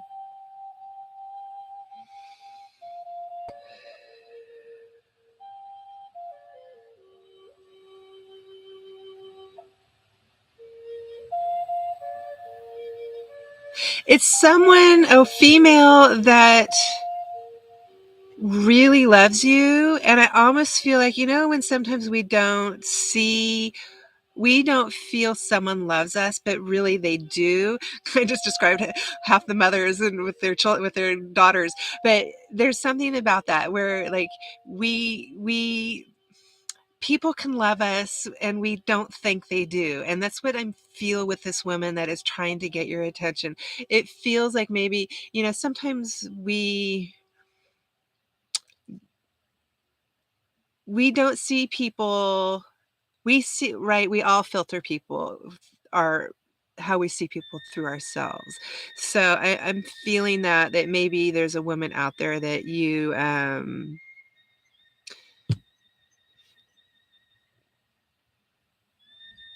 may not know how much she loves you. And so I'm going to describe her because it's so general, that she's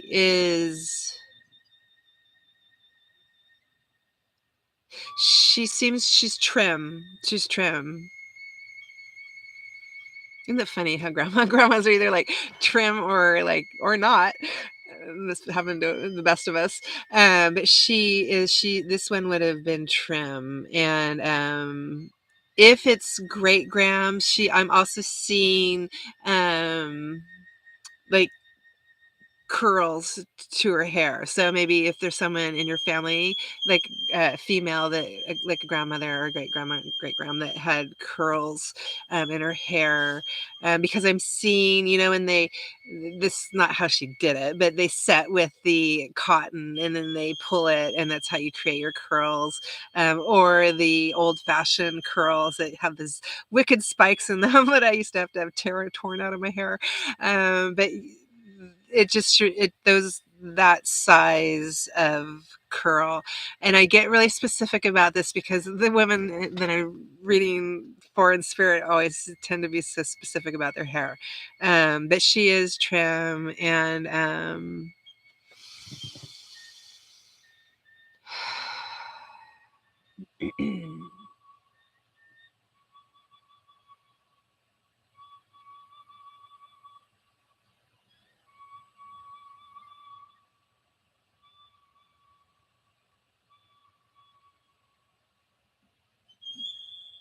there's a part of me that wants to say this woman may not have gotten along with her child, which would be either, one of your parents, even if it was your father.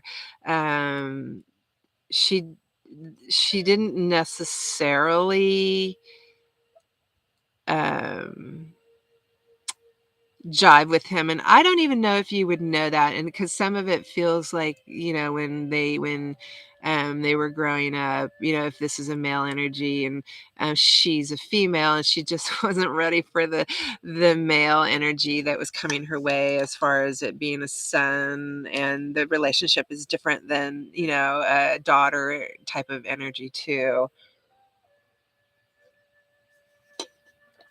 You would have known, if it's your grandmother on your dad's side, you would have known her, if you knew her. She just would have been a lot different than like your grandmother on your mother's side. She just would have been more, what's the word? Careful with the words.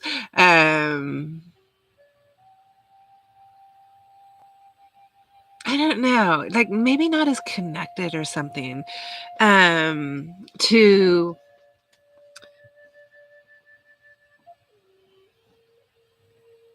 I almost want to say family, and or your dad or your family or something like that. I need to, like, I'm gonna just step back just a little bit from her, because it just seems really confusing even to me. So I don't see how unless you know, but and Catherine,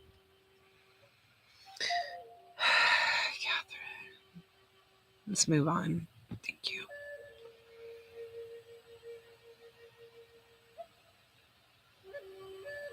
Catherine. Okay, this is better. This is better. Okay, so this is better. Um,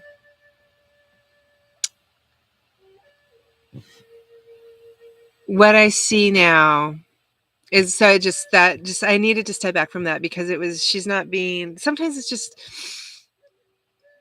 There's a lot of different reasons. Anyways, I'm going to step back from that part of it. So what I'm seeing now, I'm going to just we're just going to switch gears completely, because what I'm seeing, I just I just want you to know that the grandmother, um, she's here, and there's love, and it's just, there seems to be confusion on what went down in between the relationship between her and her child, and how that affected the rest of her life, and of course everyone else's life, because we're all the ripple effect. So anyways, I'm leaving her there, because she seems to have this confusion energy.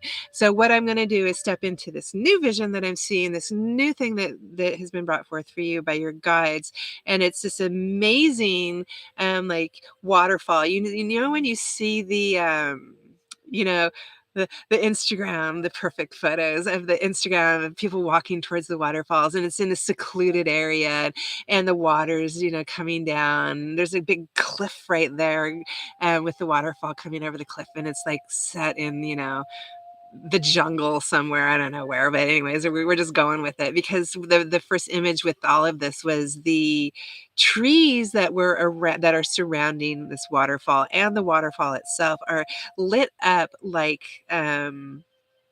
like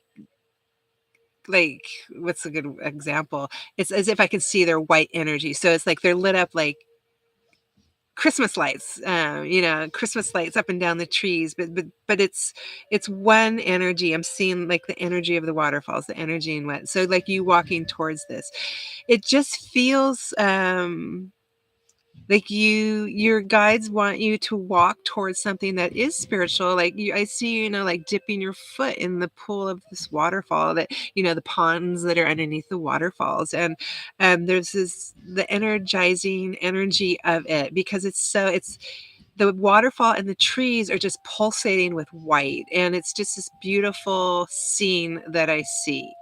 um so as you dip your foot, it's just your guides are presenting this to you. They want you, there's something with your spirituality that's taking me right back. It's so funny how they do that. They take me right back to the beginning of, what I was saying at the beginning of your read, of doing something that's more spiritual, something that's going to fill you up spiritually and take you farther spiritually.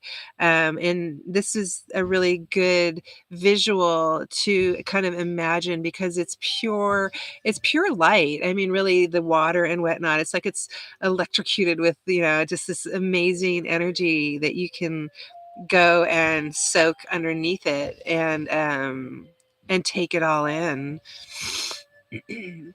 It's very visual. It's not necessarily evidential. It's a visual for you that spirit's trying to get you to somehow take that leap of doing more with yourself spiritually.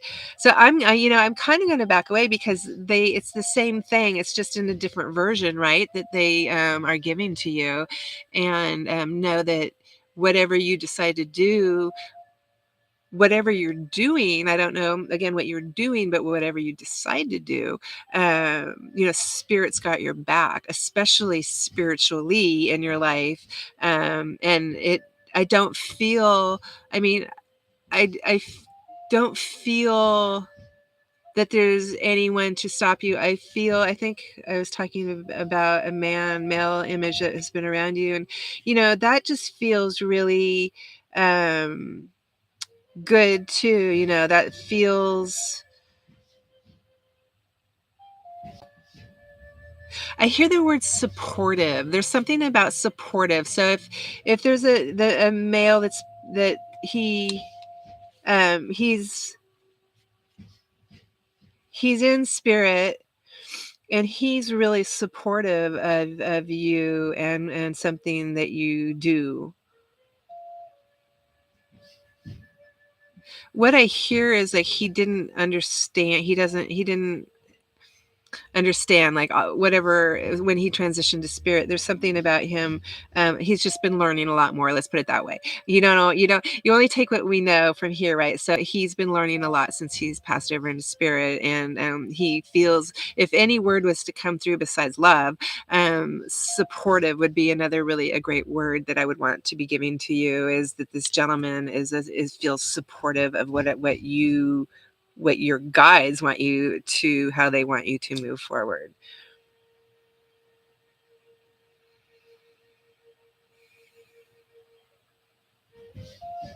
This gentleman, I'm just going to step in with him just a little bit more, just because they've placed him where, in the spirit world for me, people that are placed next to this particular body of water. It's like a lake for me in my visuals. And he's with one of these, what I call the spirit nurses. Spirit nurses always have these white robes on, and they're usually with people that have transitioned, and they're trying to get used to being over there. They're also spirit teachers that stay with people until they feel comfortable being in spirit. So I feel that with you and with him. That he is with someone over there in spirit, and he's still in this learning phase. I mean, we never stop learning, but he's being helped along with what I call spirit nurses or spirit teachers that come along and help us. So he only comes back down because it's hard to come back down to this physical plane, and like talk through me and whatnot, because he is with a higher rated, higher vibrational nurse with him, and he's able to come back down and give this reading, come through me for that with help. So hopefully that makes sense. So yeah, lots of support there, and just okay. Lots of love too. There's a lot of love. There's a lot of learning. He wants to say that. He's like, there's just so much learning since he's transitioned over. There's someone that's transitioned. He's just like, there's just a lot to learn, and I'm doing my best. And he wants you to know that sometimes he is just off in spirit doing what he needs to do in order, because right, we're all on our own personal journeys, and he's on his journey, and he just happens to be in spirit, and he's learning the best he can. So love and blessings to you. I'm going to step back from you now, Catherine, and leave that with you. Hello, everyone. Oh my gosh, my guides are making my nose run. Hi, hello, Lisa.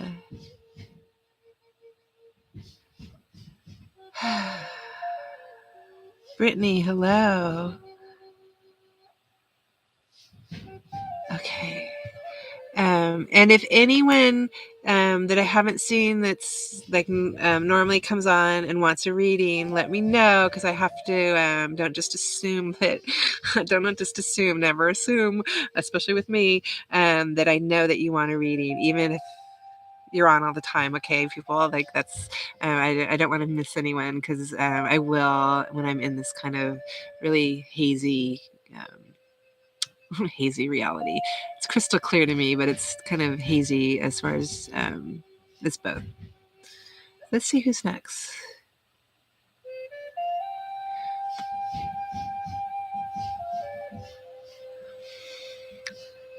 Only 9 people on, so cool. Let's do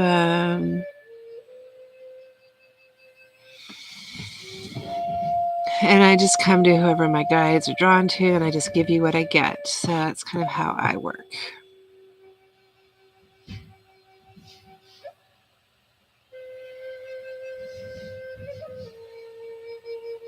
I'll come to Janet.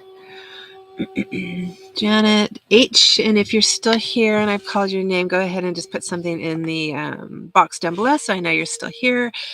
People do jump on and off because I'm so long with my messages, which is totally fine. But I just want people to know how it works. Hello, Brenda and Brittany. Nice to meet you. Nice to meet everyone. Okay. Who did I say? Janet. And then there is a lag, so I'll just give it a second. And if Janet's not on or does not want a message, I will just move along to the next person. So welcome to everyone that is on. My name is Tracy, and you're on Listen Closely Spirit Readings page, where I come on and give spirit readings to people.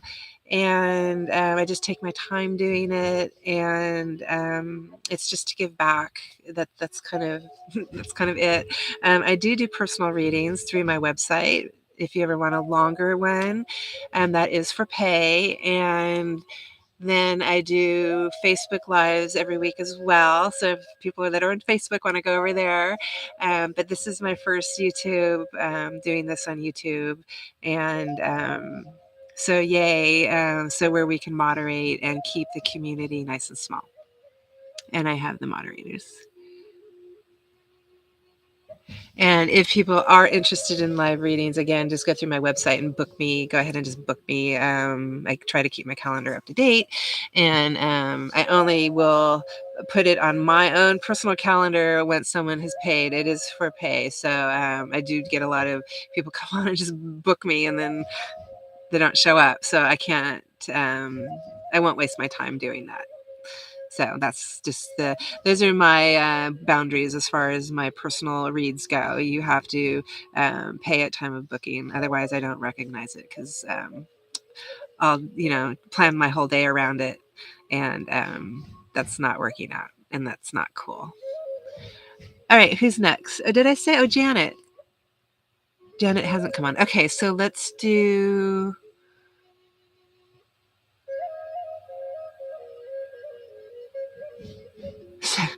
Welcome back. Let's do...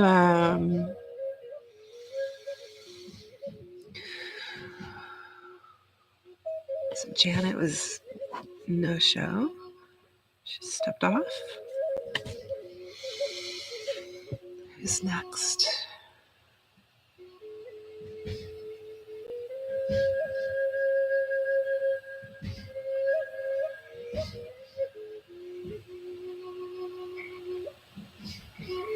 I'll come to Elvira.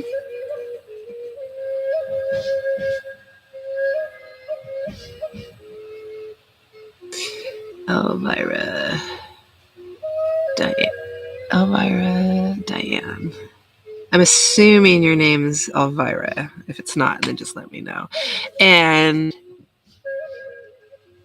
I'm assuming you want a reading. So, okay. All right. And I try not to read the comments, otherwise it's distracting. All right, Elvira, let's do this.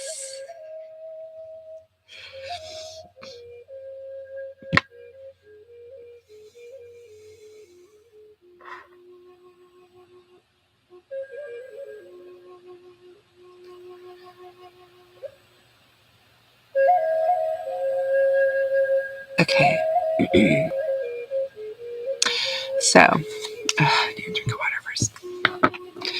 Elvira. What I'm getting for you are like women. There seems to be a lot of female energy around you, and it's interesting because it feels like it's here, and it feels like it's in spirit too. I feel like you just have a lot of like females around you, female energy at least. That doesn't have to be women gender, but definitely feels like it to me. So I'm gonna just kind of go with that because I get what I get. So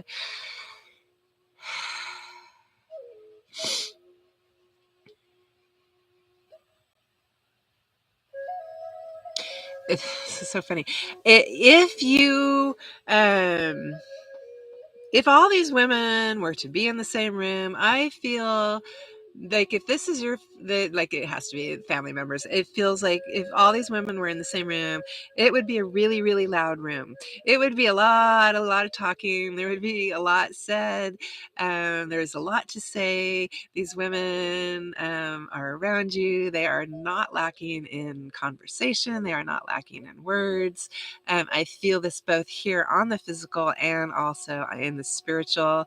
And what's funny to me about this is that if there's something going on with women here on the physical, it's just funny to me to see your guides, the women in your family that have passed over, coming to help. But really, so when we pass, we're still the same people, right? So they come back to help, but it's not necessarily all that helpful if there's like a whole bunch of words being spoken all at once and no one is even paying attention to anything. So it kind of makes me chuckle a little bit to think like they all have the answers. That's what I keep hearing. Like they all have the answers. We know what to do. We all have the answers. Let me say my say. I have the answers. Let me talk.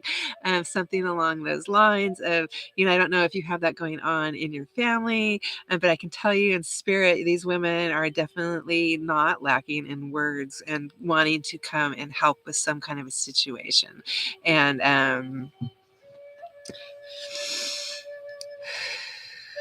name Elvira.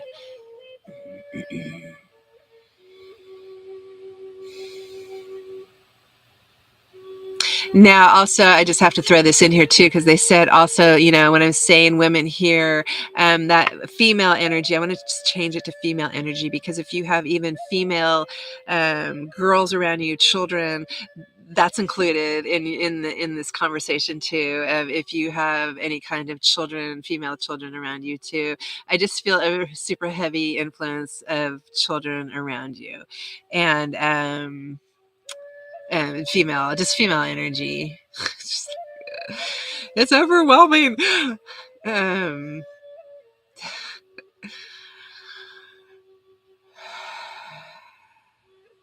this is so funny. This makes me want to laugh.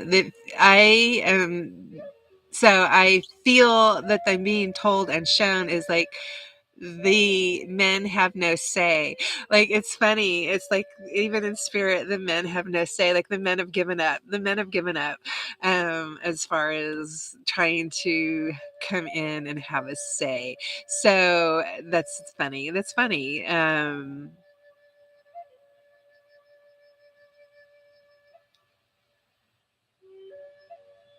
Like if their husbands, felt that way. Maybe when that family get-togethers, the husbands gathered, but they were more quiet than the women getting together or something like that.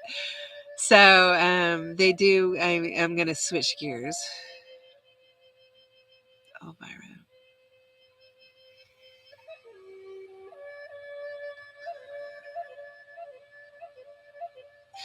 Okay, so the way to help through some kind of situation that I'm talking about is to pull in your male energy, pull in the masculine energy.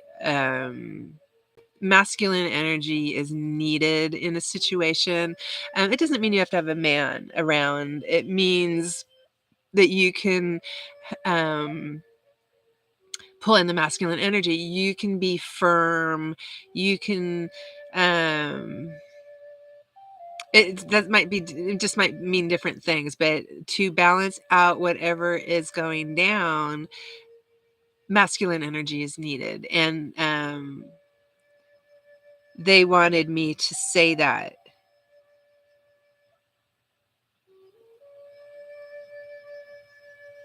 It's as if you're going through something and then you should step back, and not be pulled into something that might be female based, and pull back and really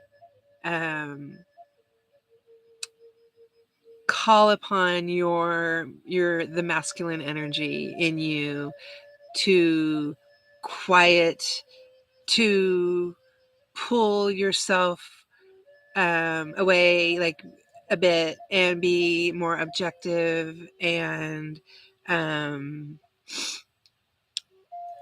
hearing it, something that you do if you were to do that would be kind of surprising, not to be pulled into something, or it would be surprising for people around you, the female energies around you, that you aren't, what do you call it, like being pulled into it anymore. It kind of will break that dynamic, right? It'll break the dynamic of what's been going on.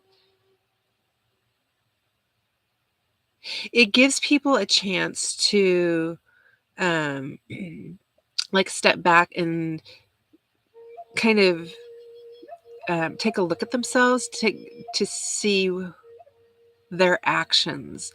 So something that you do, this step by stepping back from something, it puts a little glimmer in someone else's thinking process, because they're not getting the reaction from you.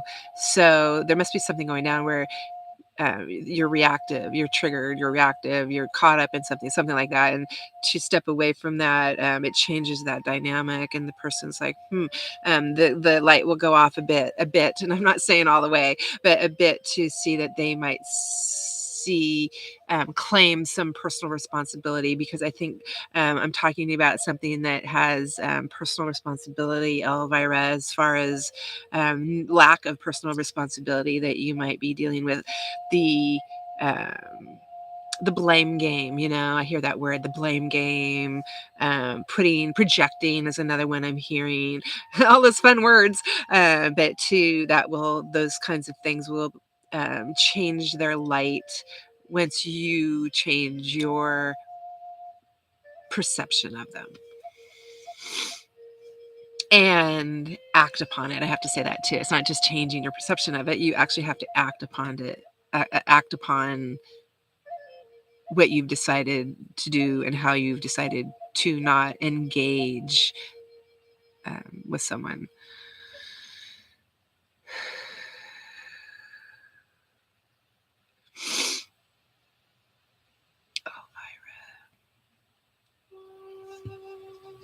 Oh, Myra.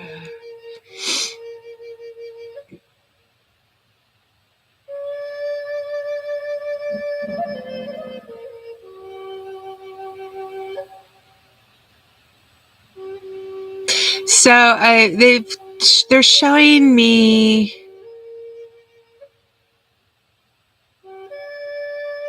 you as an elder, you as an older woman, and not like super old, but you'll get to this phase where you'll just be really glad that you did something now. There's something that you'll be glad that you did something now, and that you'll be much more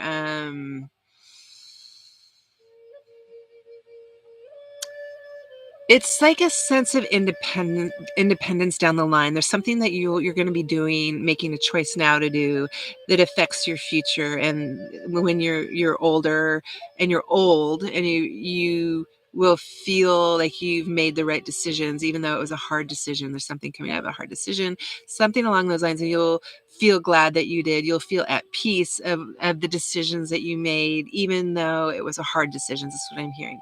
Even though it was a difficult decision, something along those lines. When you're older, you'll be looking back and you'll just be glad that you made the decision to do whatever it is, to take the action, to take the steps to do it now.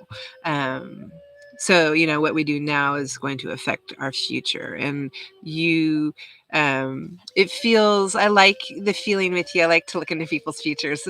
It's interesting to me, when we become older and how we've changed, and just because of the decisions that we made. And so you feel good to me as an older person. I like that. I like when people look back on their lives and they feel a sense of, like, I did the right thing, a sense of calmness about something. And it's not that we can always see it now, but it's for your future. And sometimes spirit just wants you to know what's in your future, that the decisions that you're making now are going to very much affect your future.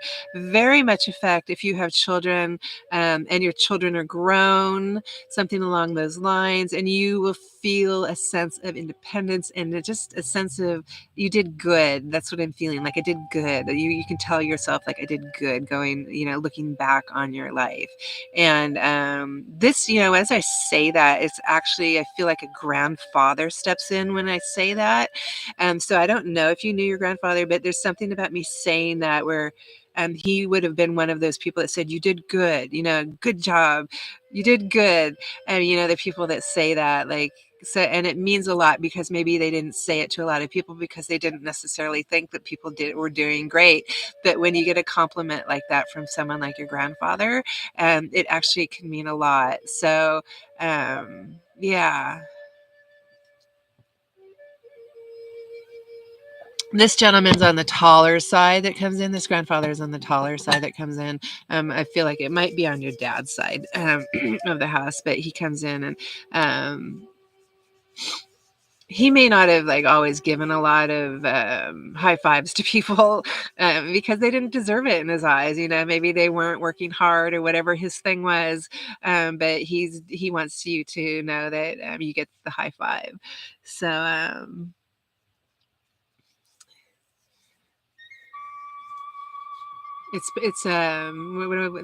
hearing like progression with you. It will be a form of progression with you, and just for you to remember of your progression of whatever I said at the beginning of this read. I think I can't remember, but it had something to do with, like, stepping back, or I don't know, but it's whatever, not being engaged, something like that. And then, so progressing through your life until you're an old woman, and you've learned your lessons, and you've learned not to be reactive to people. And that feels good. You don't want to be at the end of we don't want to be out at the end of our lives and still be triggered by things and still be upset because the grandchildren aren't doing what they should be doing. Like, that's their life. Let them go. Let your kids go. Let your kids deal with the grandkids, their own children. You'll get to a point where, like, okay, I'm going to let the shit go because I'm old now and I've done well and I'm stand by my decisions that I've made. And that's a really good feeling, is to stand by your decisions that you've made. And whether or not people agree with it or not, you're doing this for you. And so I feel good with that for you, with your progression as you age and become an older woman. So, yeah. And then, so right before I leave, I just want to say, this grandfather that has stepped in, I'm hearing bravo, or brava to you, with the accolades of something that you must be doing now and getting through now. Um, Andrew Jackson Davis, spiritualist, this too shall pass. I want to hand that over to you, as this too shall pass. This is just a very short snippet of your life. This too shall pass. Andrew Jackson Davis is a really great quote for you to have. that we live by in spiritualism. So anyways, I will step back from you now, Elvira, and thank you for letting me read for you. And beautiful, beautiful soul inside and out. Okay. Hello, everyone. How are you all? My name is Tracy Thatcher. You're on Listen Closely Spirit Readings page. Welcome. I've got the timer. I have my timer now. YouTube has a timer. Cool. 2 hours in and not very many people on. So that's good. We're still good. All right. I do have this only subscribers only. So only subscribers can comment in the box just so people know that might be watching publicly. That's just how I set it up. And then Jessica, my beautiful Jessica, is moderator today. So thank you for that. And I will timestamp, I think, if I can, with this for people at the end. It'll just take me some time to do that. So just give me a couple days to do that because I'm a busy person. All right. Hello. Hello, Tammy. Nice to meet you.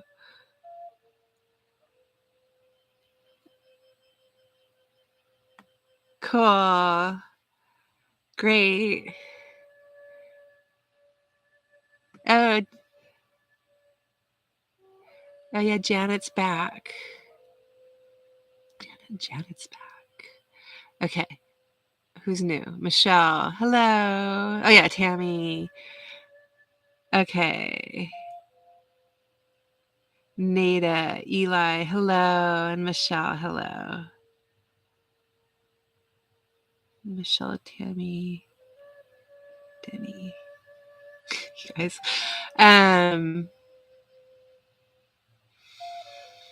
Let's do who are we going to? Spirit. Who are we going to? It's like the roulette. No, or Wheel of Fortune. Who are we gonna go to? Spin the wheel.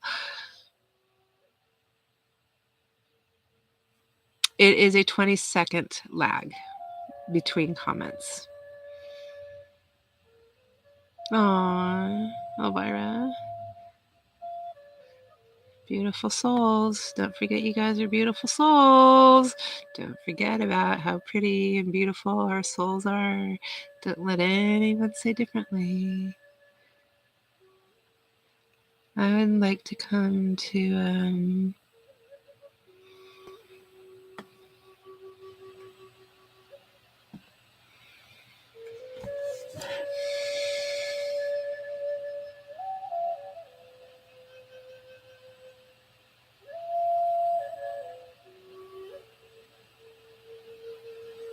okay, let's try this again. Janet. I'm going to try you again, Janet. Go ahead and put something in the comments if you're here. And hello, everyone. I'm Tracy. I'm a spirit medium. I was raised in this, and I've been doing this for decades. You can find me in person. I'm in San Francisco, but I go to church at the Spiritualist Church of Two Worlds, and I'll be there every Sunday. And then on Zoom, I'm all over the place. So my Facebook page has where I'm going to be for guest medium and guest lecture. And pretty much my schedule. And then my calendar is on my website. For those of you that are interested in a private read, it's an hour, but I do like 45 minutes of just giving what I get, and then 15 minutes for your questions, which usually turn into people not really having questions anymore, because readings are more about what spirit wants us to work on than what our wants, which is ego, and what we think we want to hear. So it's always really fascinating to me. And I always ask people to bring a notebook with them, even if things are being audio recorded, just because when you're writing down things, you are a part of the process of being the channeling, and people just write books worth of note taking. So I have found that people think it's extremely helpful to have a book handy. All right, let's do this and see if we can get Janet. back on. Yeah, I don't think I'm getting all. Oh yeah, no. So, Janet, I'm gonna just give you a couple more seconds here, and then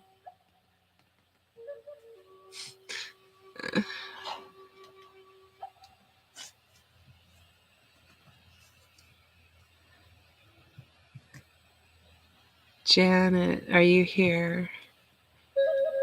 I have a feeling you are, but I just want to make sure because I'm getting all the other people being able to come on. I might choose someone else if you're not on, and then come back to you once I know you'll stay on. I can just give you a read even without seeing the second comment. Yes, Jessica, I just saw your question. You can be last. I just wrote your name down so I don't forget that. Thank you for saying that question because sometimes I don't always know. Okay, I'm going to move on. I don't see Janet. Oh, no, I just don't see her. All right.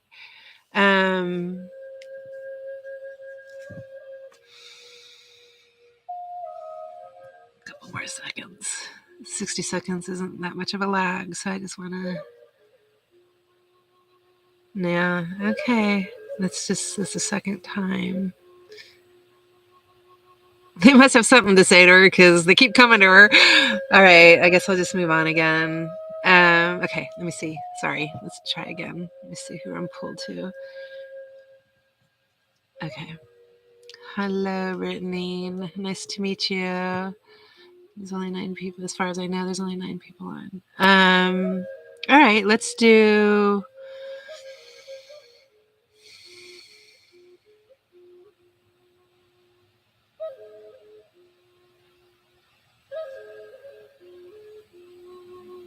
We'll do Lisa. we spirits will do Lisa. Lisa L. Okay.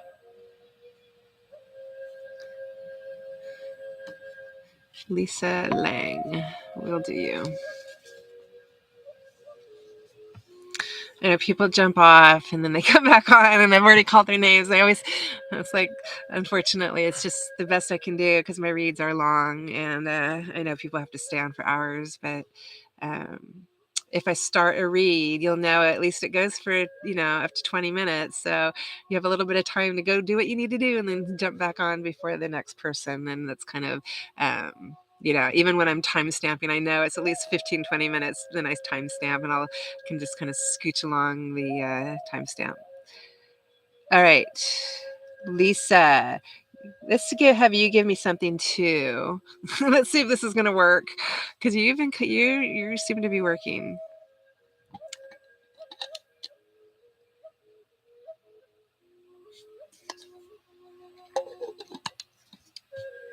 Lisa Lang.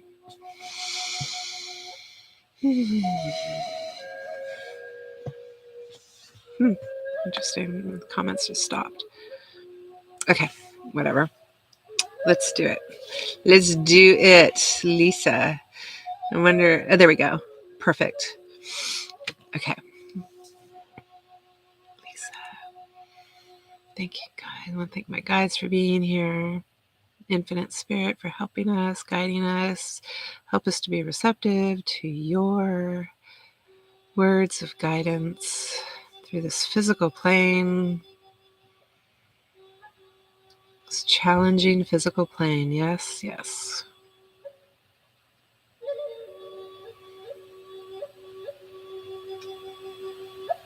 Lisa.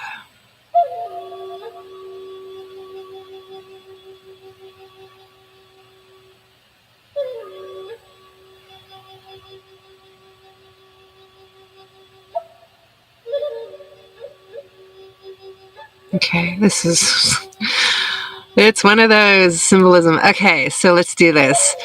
Let's do it. Oh, my crazy symbolism with my guides. What I'm seeing, bear with me on this one, is you in like a family in the suburbs, getting in your car. You guys are dressed in like, your khaki colors and preppy kind of clothes, and you're going somewhere. You want to know what I take out of this and what the message from this is? Having seems like nothing to do with that, but really it does.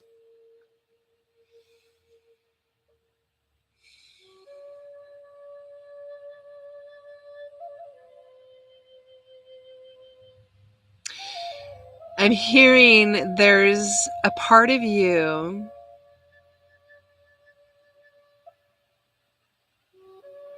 that you aren't like showing the truth. You are your authentic self. Let's say it that way. There's a part of you that your authentic self is not being, the light isn't shining. You're hiding. There's a something about you. It could be the environment that you're in, hence the suburbs, could be symbolic for something, but the khaki, the drab colors, it may not be having something to do with you. You might be a different type of person. There's something that you need to let shine is kind of that's what the words I'm getting. She needs to let something shine. There's something that to let your light shine, let loose, let something out. Don't be part of something. I mean, I feel like you need to be part of something that's just like how your life is. Maybe you're in your tribe, like that's who you are. But your guides are telling me to have you let your light shine more than it is. There's something unique about you. And I don't know if it doesn't fit in with who you hang with. Maybe you can't talk about something with people that you're hanging with, or your tribe of people, or, your group of people that you're hanging with. Maybe you're with mom friends. I don't know what it is. But there's something, and so I could just, again, I have to give what I get with this.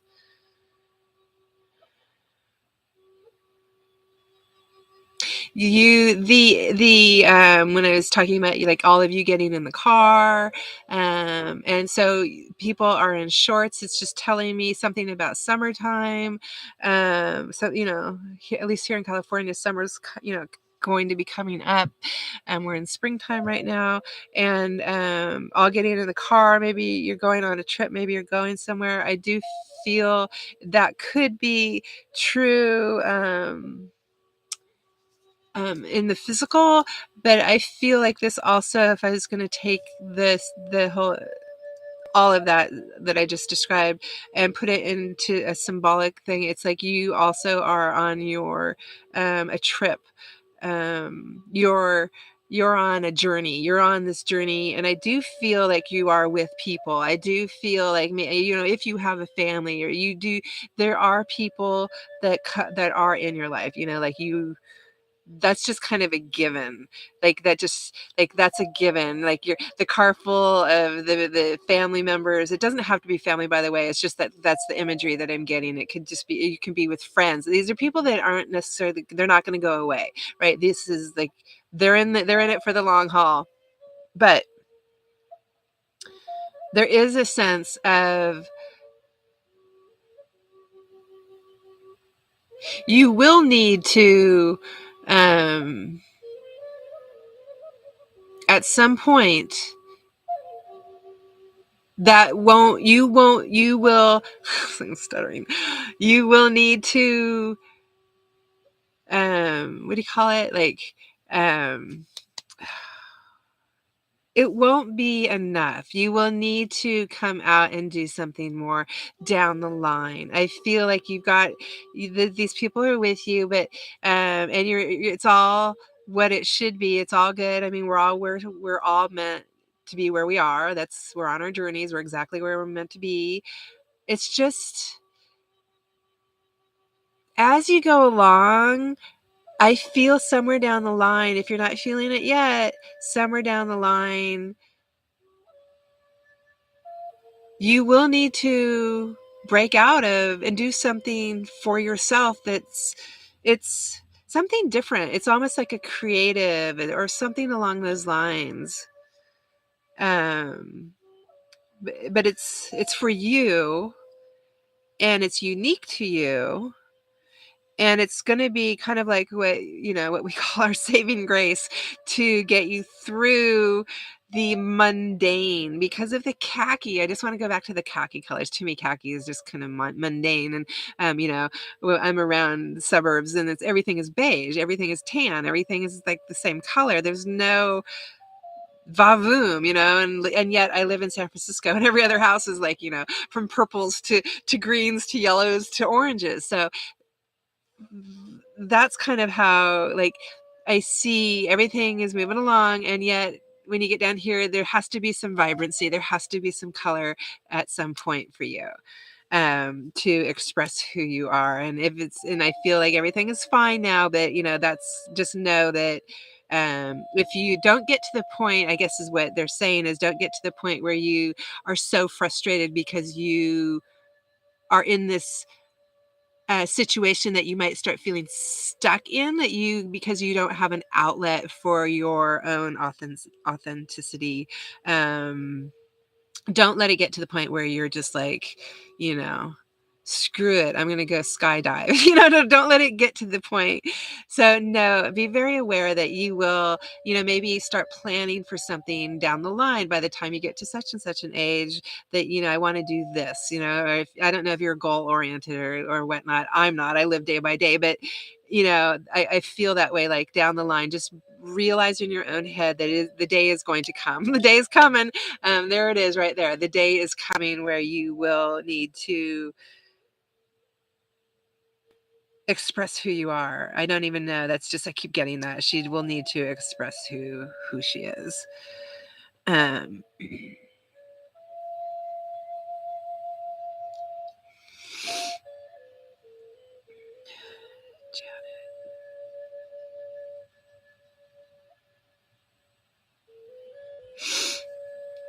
Janet.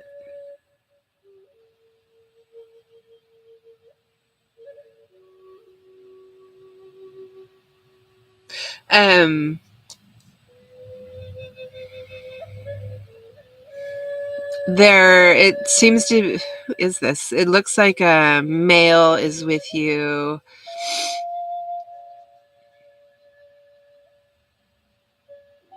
Older male. He's saying something about focusing, like, just really, she needs to focus. That's what I'm hearing. She needs to focus. Like, maybe you have a hard time focusing on things, but you need to focus. There's something that you need to focus on. And maybe you're distracted. And this gentleman wants you to focus on something. Um, he's showing you as being one of these people that might be here, hither and thither, as they say, here and there. And he would like you to focus. Your guides would like you to focus, be more like present and focus on what is here. Don't be distracted. Don't worry about the distractions.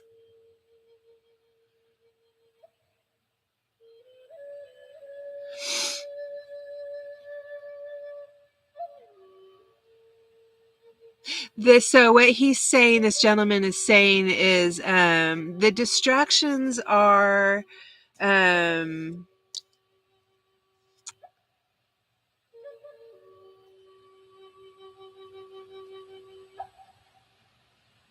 the distractions can be a form of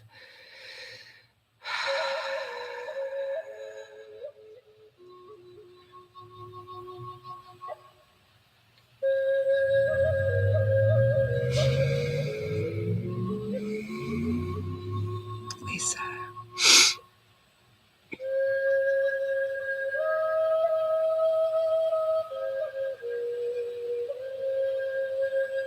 not wanting to deal with certain things.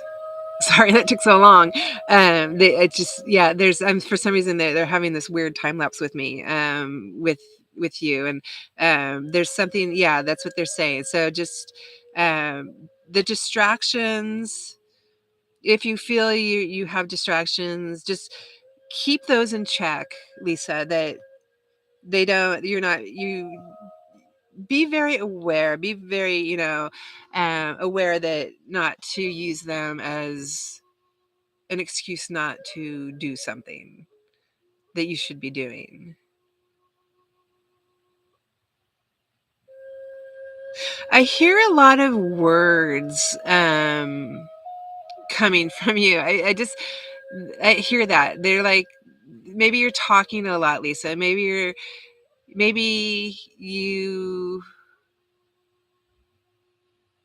are trying to talk through some of your um problems, and what your guides are asking you to do is be more like present with your problems. Don't necessarily talk about the problems, but um be aware of when you start your self-talk, because there's a lot of self-talk going on,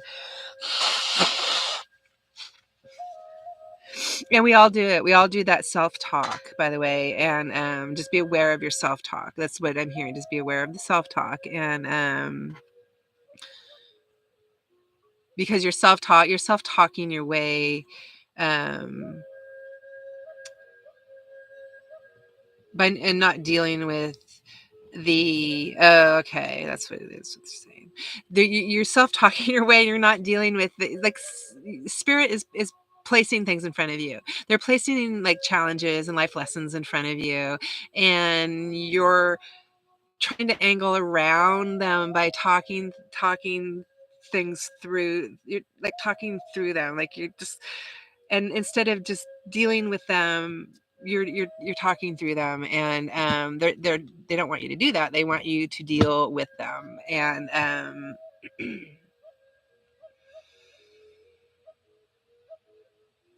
they're kind of laughing, like, because otherwise what's the point of keep putting like challenges in front of you? And the challenges are good, by the way. People don't like their challenges. Everyone runs away from their challenges. I actually go towards them to get rid of them.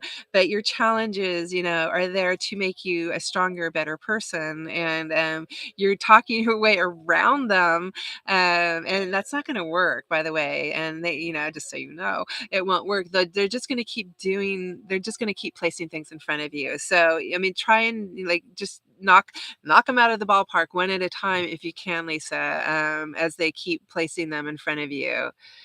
Um,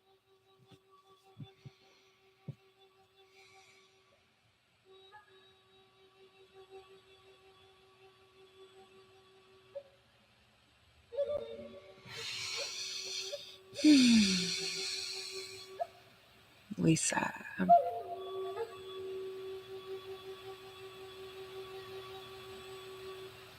The image, I don't, they're, what they're giving me are like an image of mountains, and like there's a little tiny shed up in the Appalachian Mountains or something, and there's just this, how they have a little stream of smoke coming from a handmade cabin. That's, that's an image I'm getting for you. There's something about being off in the forest in this cabin, an image of this cabin, secluded, very secluded, and surrounded by green and beauty. And know that this cabin is full of warmth, right? And the fire is going, and it's a sense of peace. There's a sense of peace. If this was to be your own little cabin, there's a sense of peace with it. And I'm hearing the birds, and you're thick in this forest of green, and green is growth spiritually. Green is growth. Lisa.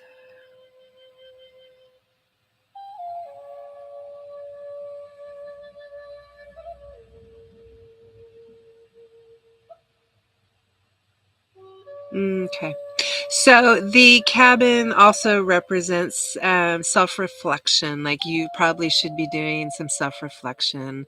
Um, because you are by yourself in this cabin and you are looking out and there is no one around, there are no other humans around, it's just you and nature, and doing the self-reflection that's really going to be key for you.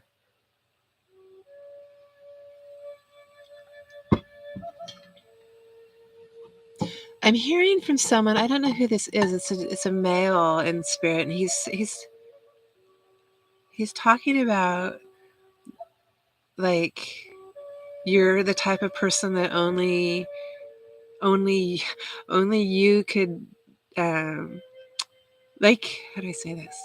Only you could talk to yourself, meaning you believe yourself, you believe you. And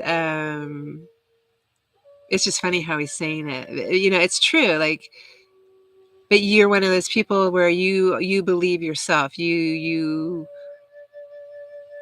will believe you more than if someone else was to say something, if that makes sense. And you're off reflecting, and you should be reflecting about something. Um,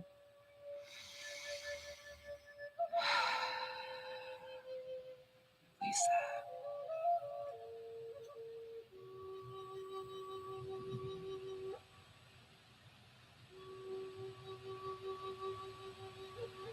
Yeah, it's funny because there's like this whole like self-reflecting mode, and then there's this other side to you that feels very funny.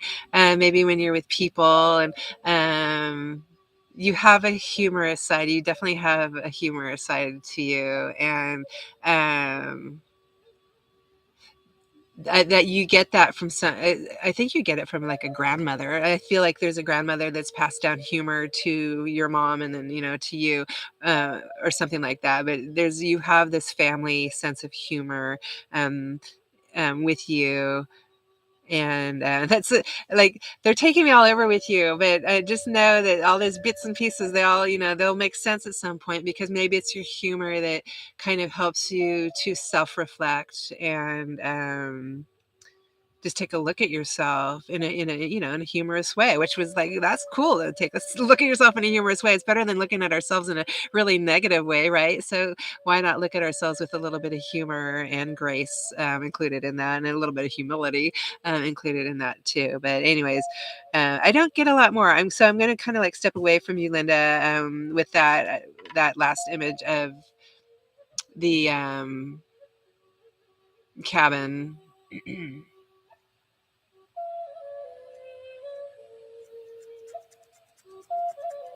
I'm humming and hawing, and just I'm trying to, sometimes I try to place things so I can place, sometimes I can place where things are. I can't. It just feels, for some reason, I just feel like Appalachian Mountains, or I don't know. I just feel like it's back, like Midwest or even East Coast or something.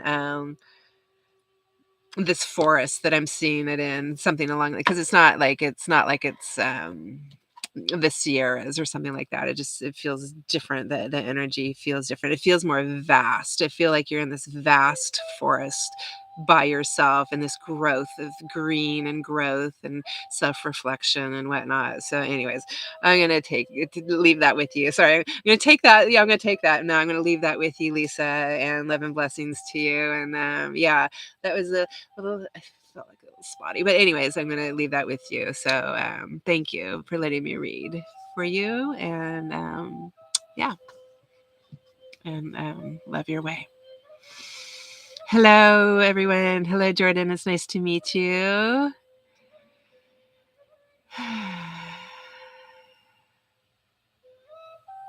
You found me on Facebook, Jordan. How interesting. So I'm on YouTube now. Yeah, I do both, and I will be back next week doing Facebook as well. I do lives on Facebook, and then I do personal reads too, just for people that are new. Through my .com site, you can book me and book and pay at the same time. Otherwise, I don't recognize it, because I don't want to make my whole day around someone that doesn't show up. which has been happening. So I'm not going to do that anymore. And my boundaries are up with people with that. So, okay, let's do, who's next? Let's do, we are at almost 3 hours.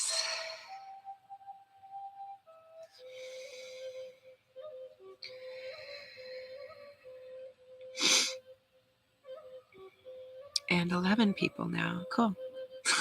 I like the small groups. It's still good. We're good. I like my intimate groups.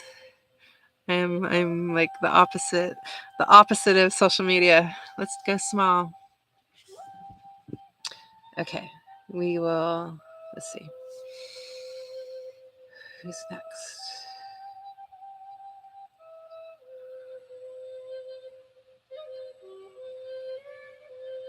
If I don't come to you this week, I will be on again. And one reason I keep saying it is because sometimes you can catch me more than once on my these live reads, okay? So if I can't come to everyone, but I can come to a lot of you and just take from other people's messages too. That's what I do, is take from other people's messages and apply them to my own life, because we're all so similar. So that's another way to look at my readings too.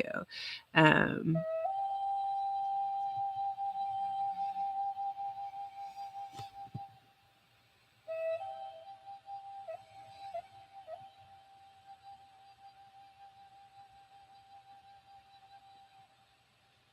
I'll come to Brittany kind of quickly. Let's see if we can do that, actually, if that's even true. But yeah, I just have a little something for you that just kind of popped in. Go ahead and do another comment so I know you're here, but I'm just going to say it anyways. Because what I get for you, Brittany, is you being pulled in one of those, the red wagons, but they have these sideboards to them, and you're being pulled in that. I feel like your guides are pulling you, like you're sitting in it. You're like a little kid. It's so cute because it's little, and like your knees are up to your chest, Brittany, and you're sitting in this little red wagon with the sideboards to it. Um, and it's being pulled by spirit. It's being pulled by spirit. And so you must be going through something, and spirit wants you to know that you are safe in this little red wagon of spirit being pulled. And the fact that it has sideboards on it where you can't fall out, they're not going to let you fall out. So if you're going through something where you need faith, it feels like a faith-based reading, just know that that your guides are with you and that you won't fall. You will not fall. And your guides are going to be taking care of you for something that you might be going through. Okay. This is for Brittany.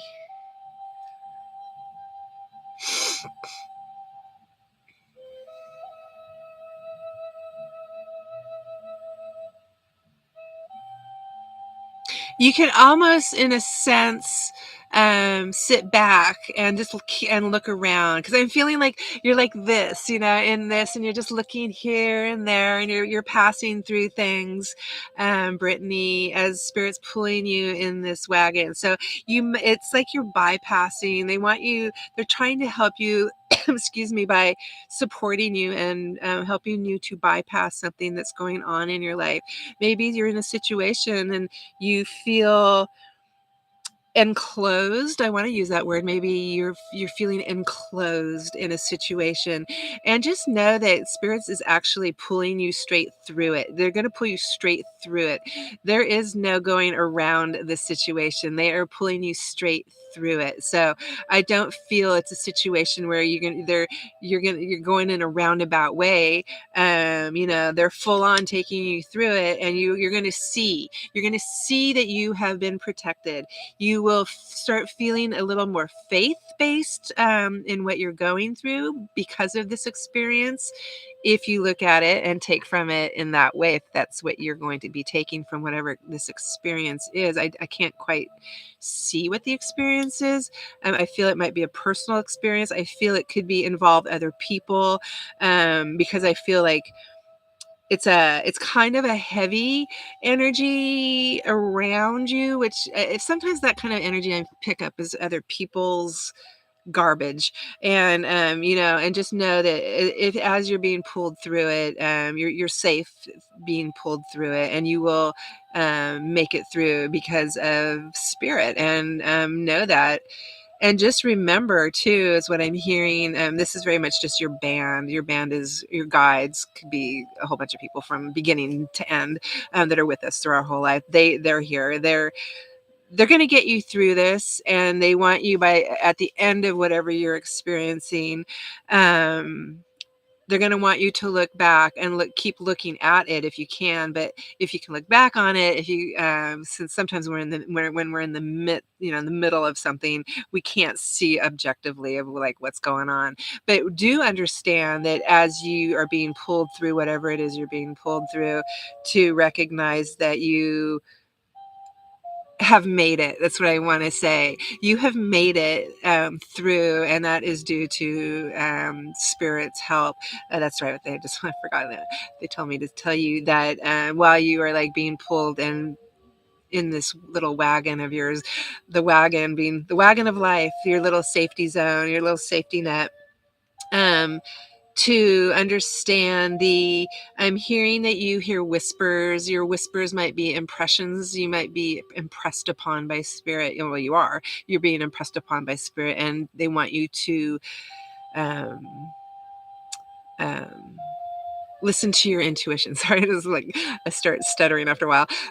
Listen to your intuition, because that's going to be them whispering to you while they are taking you through some situation that you are being protected against. And you might not think you are because you're in the middle of it, but the reality is that if you have faith that you're going to get through it, and you will, it's going to be it's your glimmer of faith. It's something about this is so faith-based. It's something that you're going to see things differently um, as you get through it.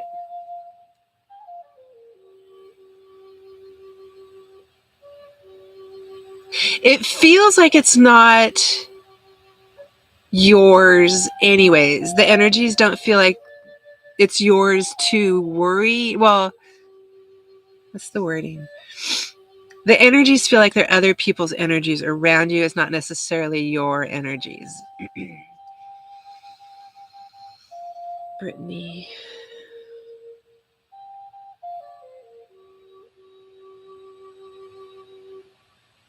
So, I mean, that's kind of short and sweet. Have faith. That's come down to two words. Have faith, Brittany, that, whatever it is you've been asked to go through, right? Because we're asked to go through a lot. That you're being definitely supported by spirit. It's a cute image. It's cute imagery for me, to see you kind of um, huddled up in this little wagon of protection. I almost feel it, what I see, just sometimes it's hard to speak the symbolism of what I'm seeing, because it looks like what's pulling it is pure light. The spirit, I don't even know if that's plural, but it's like pure light that's pulling you. So just know that you're being guided, right? You're being guided by someone or something higher than yourself, and to have faith that you will get through it.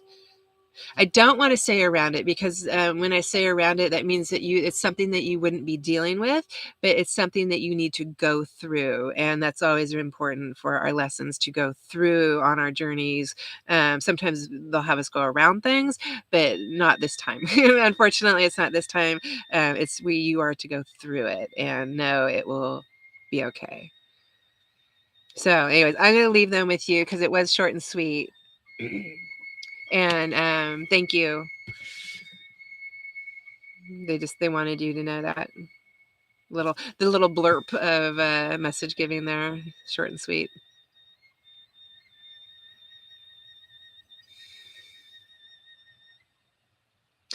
Nice to meet you, Patricia. Sleep well. Okay.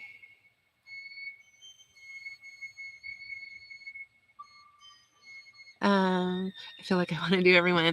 I'm gonna watch my time.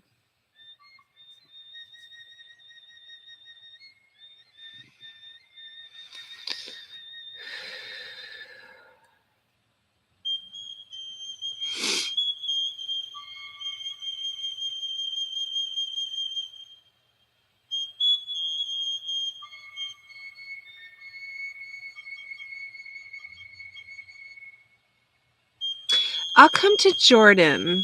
I almost was going to do Jessica, but I think I'll do another one. And then Jessica. Jessica. You've got your little wagon now, Brittany. Your little, what are they called? The little red wagons. What are they called? I kept one, even when my daughters were older. I still kept the little red wagon. I love little red wagons. Flyers, the radio flyers. There we go. Radio flyers. See, yay! I remembered something. I remembered something in my channeling state. Okay. Who did I say? Oh yes, Jordan. That's right. So Jordan, if you're still on, with the lag and comments time, let me know, and then we'll see what we have for you. Gosh, I'm a mess, aren't I? Sorry, I'm just like control my hair. I went for my mountain run this morning.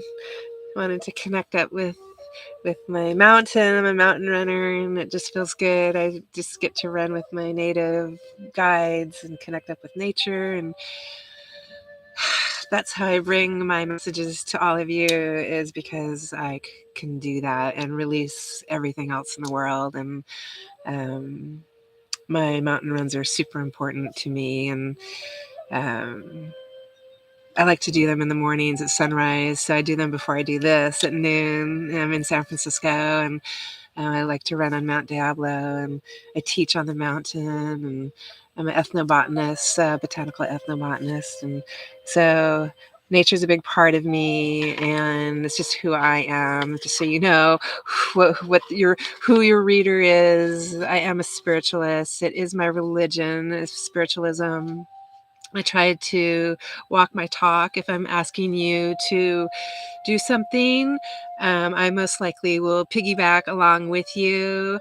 I practice what I preach, and I try to do my best with that. I don't like to come on and just give messages and tell people to do things if I'm not willing to do it, to make something, make my life better. I doubt other people would be. So I really like to practice what I preach as far as my messages go. And I do follow the laws of nature and personal responsibility. So, we create our own life. And so people have a hard time hearing that, but that is what is truth.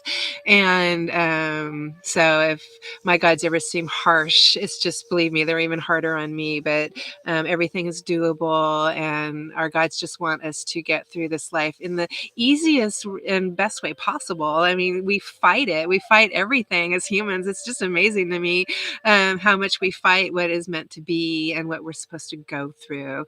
And if you stop fighting that, then life is so much easier. And that's my goal for all of you, is to gain that knowledge to get through life in a much smoother flowing way.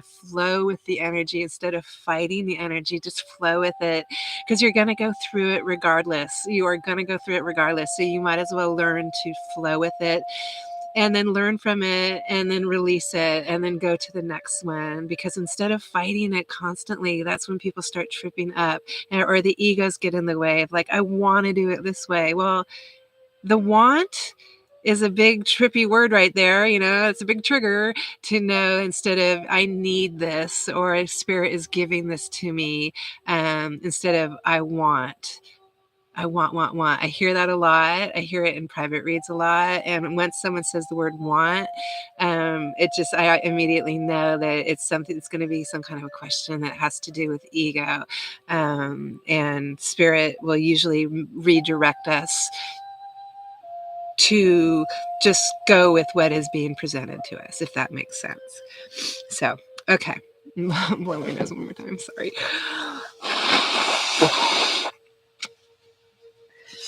Okay. It was Jordan. All right. Great, Jordan.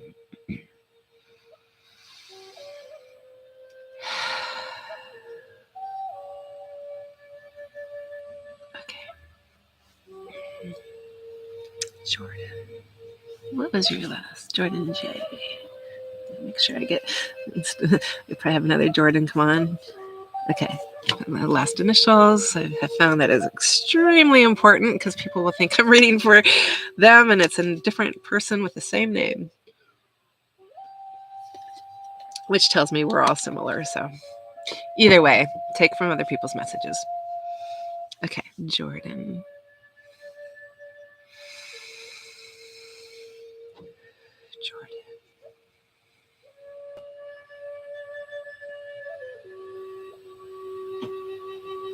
Jordan. Step in with Jordan, please.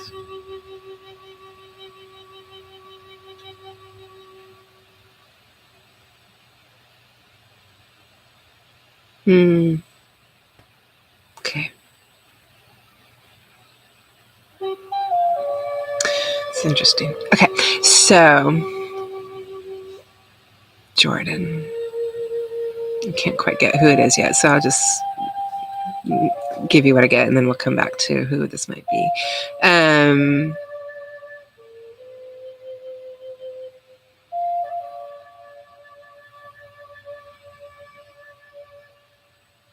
just trying to get the words together, because they're giving me a whole bunch of images. The imagery of, like, being on a boat.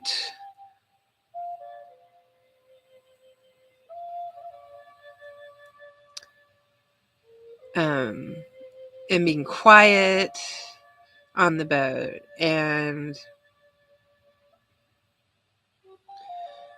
what's that saying? I hear I want for not. There's something about you that you might actually be doing well. I don't know. Again, I can't see who anyone is, but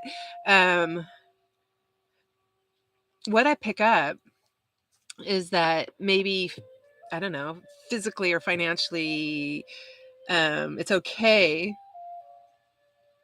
Even if it's not, I'm going to leave that there for now, just for now, because what I pick up in regards to you is that as I see you on a boat, kind of looking out at the water, and it's very flat water. It kind of reminds me of like the Atlantic, not here in San Francisco where everything is like cliffs and waves and whatnot, but it like just smoother water.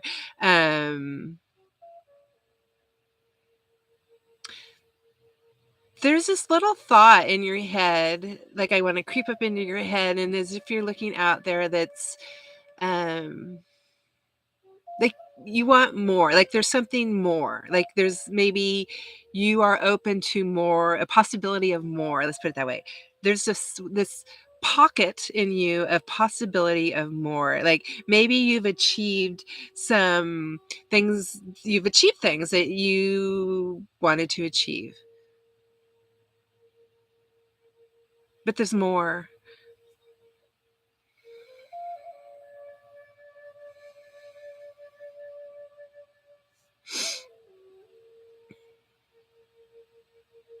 And it's interesting because even if you haven't achieved what you wanted to achieve, I keep hearing, but there's more.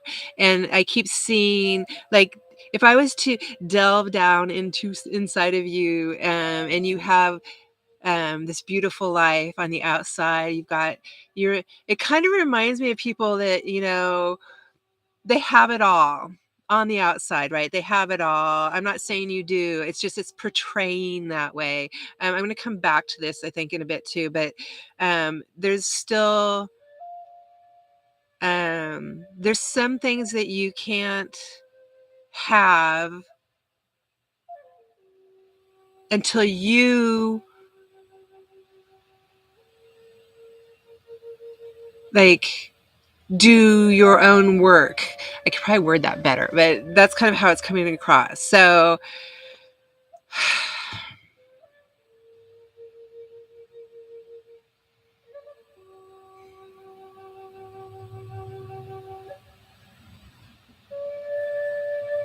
there's something about you, Jordan, that even if they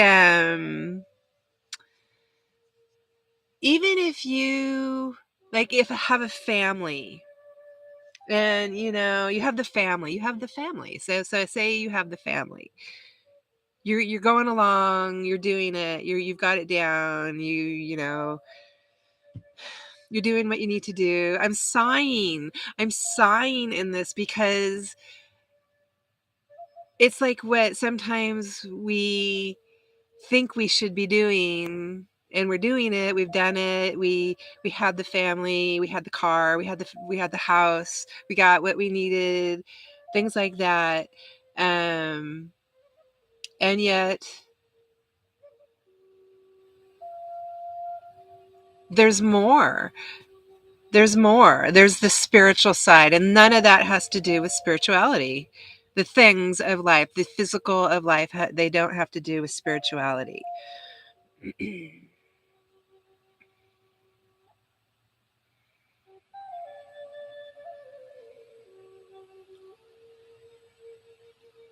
The image, I still keep getting this image with you, Jordan, about there's some opening. There's like this light inside of you. It's this amazing it's not even big. It fits like right over your heart, and it glows with light, and just reminds me of maybe I just got emotional with this. It reminds me of someone that is recognizing the connection of the what we would call an infinite spirit. Um, so it's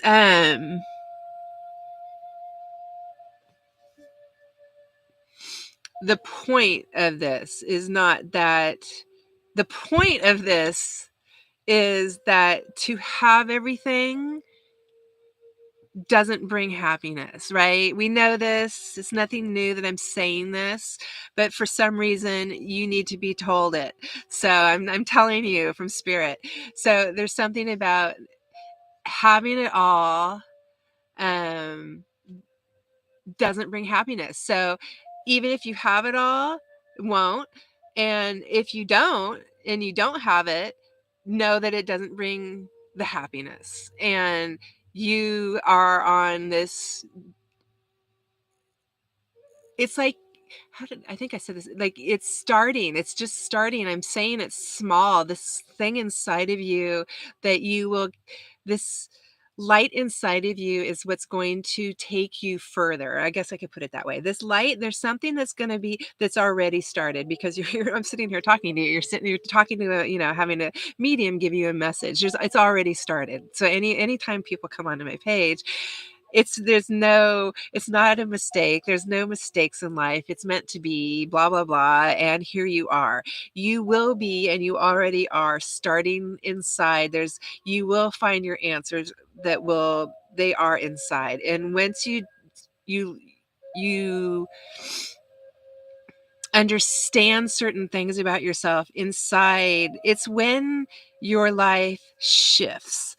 There's going to be a shift, because there's something that you're looking at on the outside. It's not the answer. The answer, there's something else is going to go down, because what you're focusing on, what you're manifesting, isn't what spirit is directing you to. They want you to go in a different way. Maybe you want something. Maybe you want something that's in your head. I'm going to have such and such. That's the ego. I'm going to have such and such. Well, you may not. Spirit is directing you. You're going to be going through, or you need to go this way in order to gain something even probably different and better than what you are thinking you need, if that makes sense. I hope that makes sense. So like sometimes we think we want something, like I want a big house. I'll just use that example. I want a house. I want a house. I want a car. And so that's in our head. We're trying to manifest something and it's not working out, and it's not coming about. It's not working out and it's not coming about. And the reason for that sometimes is that's because it's not meant to be. It's just not where spirit is trying to direct you. So sometimes if we quiet our own ego down, because that's just our ego, even though we need to be in the physical. I mean, my mom, who is the spiritualist minister, if medium, and she used to say, you have to take care of the physical first. We are physical beings, right? So you have to take care of the physical. So I don't want to sit here and say, oh, don't try and manifest money. Well, because money helps, but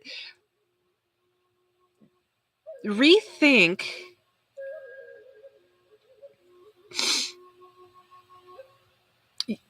what you rethink how do I say this? Rethink what you're asking the universe for. Let's put it that way. Think about the law of attraction. That's what your guides want you to hear. Think about the law of attraction. What you're putting out will come back to you. Don't put out that you want a big house and a car and a buttload of money. Aim for something different. So I was taught to aim for comfort, financial comfort, aim for comfort. If you have comfort, you're comfortable, you're happy, you're comfortable. You don't have to have $1 billion or $1 million. You are comfortable.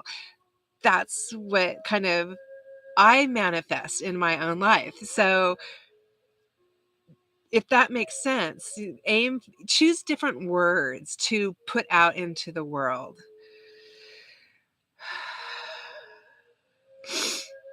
We get very caught up in ego and the physical, obviously the physical, because we're so capitalists, everything has to be stuff. But, and it's true about, you get to that point and then you'll see, all these billionaires going off to Costa Rica or Bali and trying to discover the spirituality. So your guides are having you bypass certain things. Actually, this is really good for you to bypass certain things. What the state where you are at on your journey right now is exactly where you need to be. Where you are going is where your guides are guiding you to go.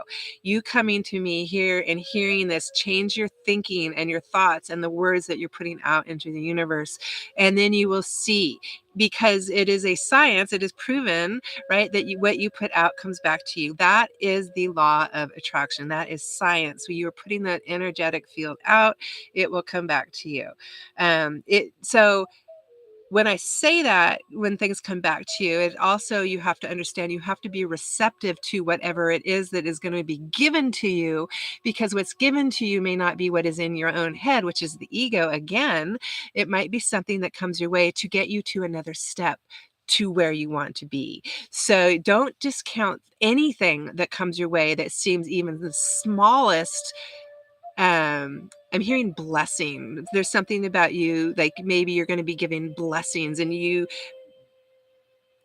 better, I'm hearing you better damn well be sure to grab those blessings, is what I'm hearing from someone in spirit. I don't know. It feels like there's a family member that was really funny. It had a lot of humor, a male around you. I don't know if your father's in spirit or grandfather or someone, but it feels very fatherly energy of this guy would, he'd probably be one to cuss you out, and really, now that he's in spirit, he sees things more objectively. But you better be damn sure about your thought processes and really how you're thinking about things, because you will, if you I never promise things, by the way, as a reader, because you can change your mind at any moment. Anyone can, with personal choice, personal responsibility. But if you were to make these choices and these blessings that come your way and recognize them, that's really all you have to do. Like someone, I feel like someone's going to come to you and offer help, and and take it, because instead of seeing like someone offering you help and you seeing yourself as maybe a failure or something, um don't do that. Take that blessing and say, yes, thank you, I appreciate you, and just shut up and take what they have to offer for you. There's some kind of steps. You have steps to get to in order to get to where you need to be, and to be happy. I'm sorry, finish that sentence. Where you need to be happier than you are right now, at least. And you need to, there's progression for you. You have progression coming if you choose so to have the progression come your way, for you to have a little bit of faith, really. I mean, your guides are asking you to have some faith and, like, you know, who they're going to bring to you, what's going to go down, and to take a look at yourself and your ego, and keep that in check. And don't fall into the poor me or the pity stage.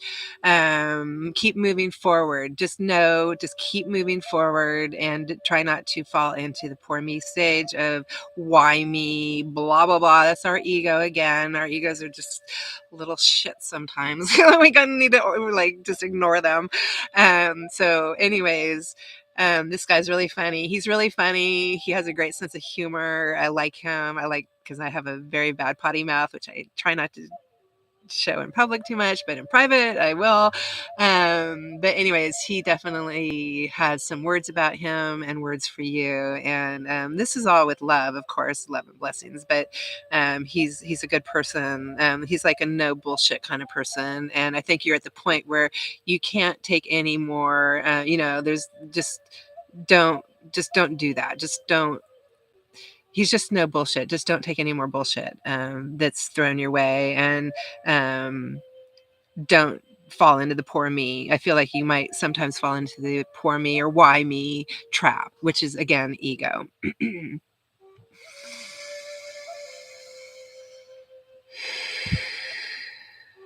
Jordan.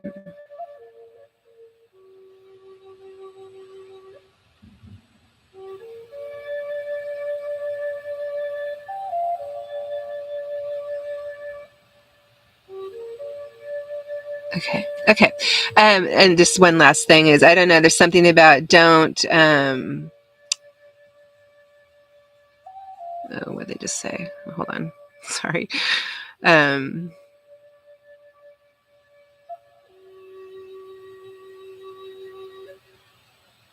Oh, okay. So something's going to be given to you, and don't feel that you are too good for it. I'm coming back to the ego again. Sorry. Something about you with that, but we all do it. And just know, you're going to be given something. Again, I want to stress that things that are going to be handed to you, there's steps. They're just steps. That's not the end result.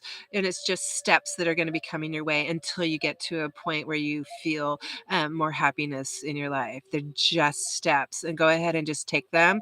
It's not forever. Whatever comes your way, whatever's going to be given to you by spirit, and just take them, and just keep climbing higher and higher. And sometimes those steps are baby steps. Sometimes we have to do things we don't want to do, and they're just baby steps to get us to the next better thing. So don't think you're too good to do the baby steps, or to be able to bypass those baby steps either. So yeah, he's funny. Anyways, I didn't leave you with him. I hope you know. I didn't even describe him. I don't know if I can really describe this man. I don't know. He's just tough love. I mean, even if I don't describe him, he just seems like he has tough love. He probably had he had thinning hair. His energy comes across as, well, I mean, pretty, like, hardcore, but it just reminds me of just that no bullshit kind of energy of whoever this gentleman is. And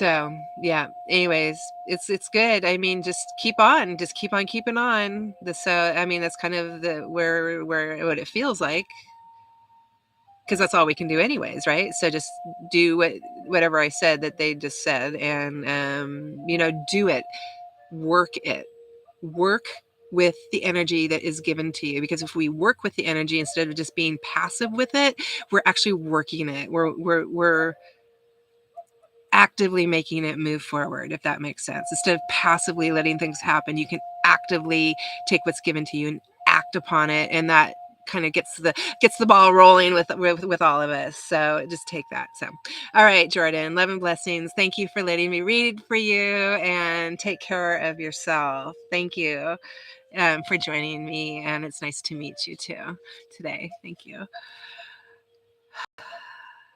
Okay.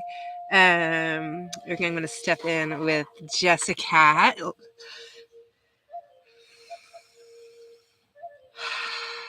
What time are we at? 3 hours. Over 3 hours. Jessica. Jessica. Jessica. Jessica. Like my guys to step in with Jessica, please.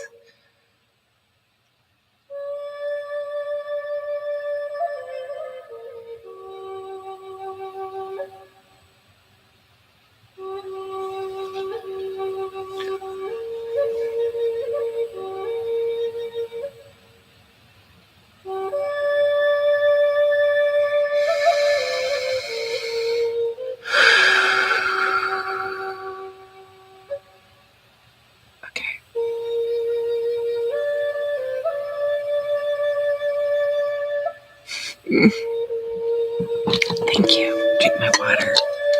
Thanks, Mom. All right, Jessica. All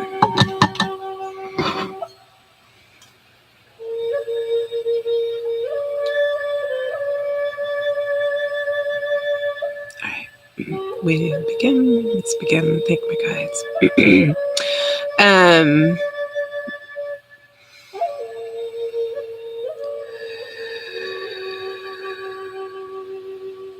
Okay. So what I feel and what I'm being shown. Well, I feel the word distance. I feel, and it feels like distance um, is needed. Distance is something. Distance is good. Let's just say it, Tracy. Distance is good right now. I'm being shown you driving somewhere and creating distance, like being in your car and doing, what I call our little boxes, and listening to music and being away from that which you can't control. I'll put it that way.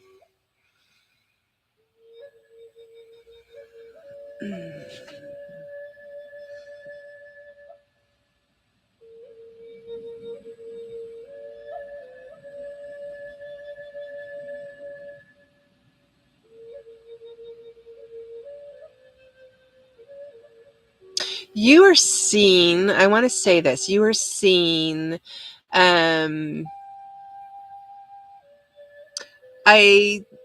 they show me, I mean, I don't,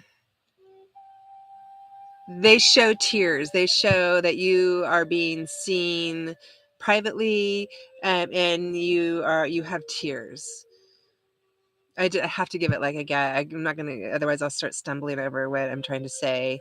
I need to speak the truth, right? We speak our truth. We're going to need to speak our truth on my channel.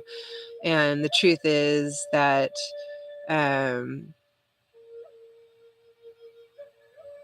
distance is needed sometimes in situations around you that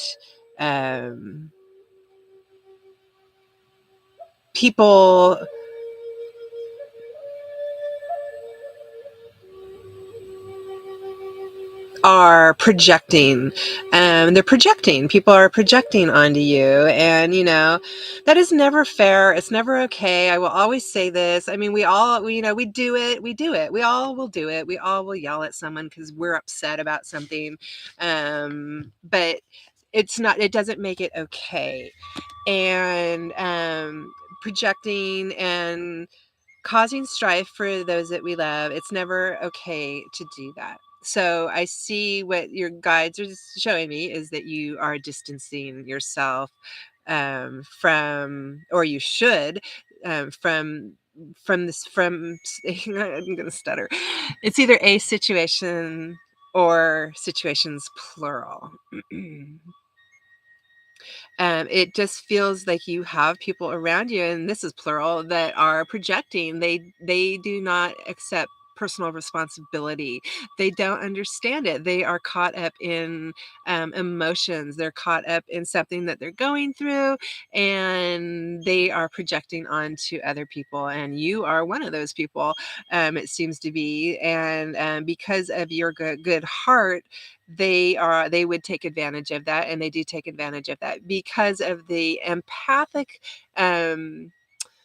energy that I pick up with you. That is just full on. People are going to go after that don't have personal responsibility, and they are going to try and grab hold of it. And what happens with that is everyone ends up drowning and going down under the water when that happens to an empath, when people are trying to grab onto empaths. And the empaths can't hold everyone up, right? Like, we can't hold everyone up. So there has to be a point where you step back. And that's what I feel. I feel like these people, in a sense, are drowning in their own journeys and their own challenges, and they're reaching out, and they're using you in a sense as a life um ring to hold on to. What are those called? I can't remember what they're called right now because I'm channeling. But anyways, life thing that they throw you. And what happens is that you probably are feeling just down. I mean, it's probably just too much for you. Whoa, I just was watching this wild. Sorry, I just saw a spirit orb. Um,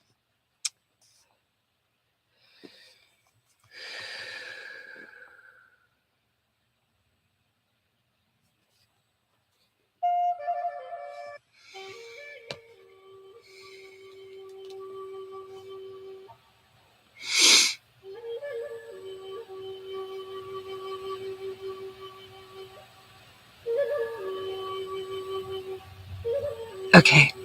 So they're also saying that you have to lay some claim to what is going down too, because you are, responsible for letting yourself get into certain situations too. So say if someone is putting all their BS on you and their blah, blah, blah, their low energy on you, the fact that you are even with the person and you're feeling like you have to be, and the reality is you don't have to be. If you're feeling like you need to help someone, get through something, as because your empathic energies have been ignited, and you need to save the world, you need to save the person, you're feeling the person, you're feeling the pain of the other person, people, or persons. I feel like it could be a couple of people around you. That also, as far as my religion goes, you have to lay claim to that. You have to lay claim that you are putting yourself in their life. You are feeling responsible maybe for other people's journeys, and this is a lesson. It's just a lesson for you, and know that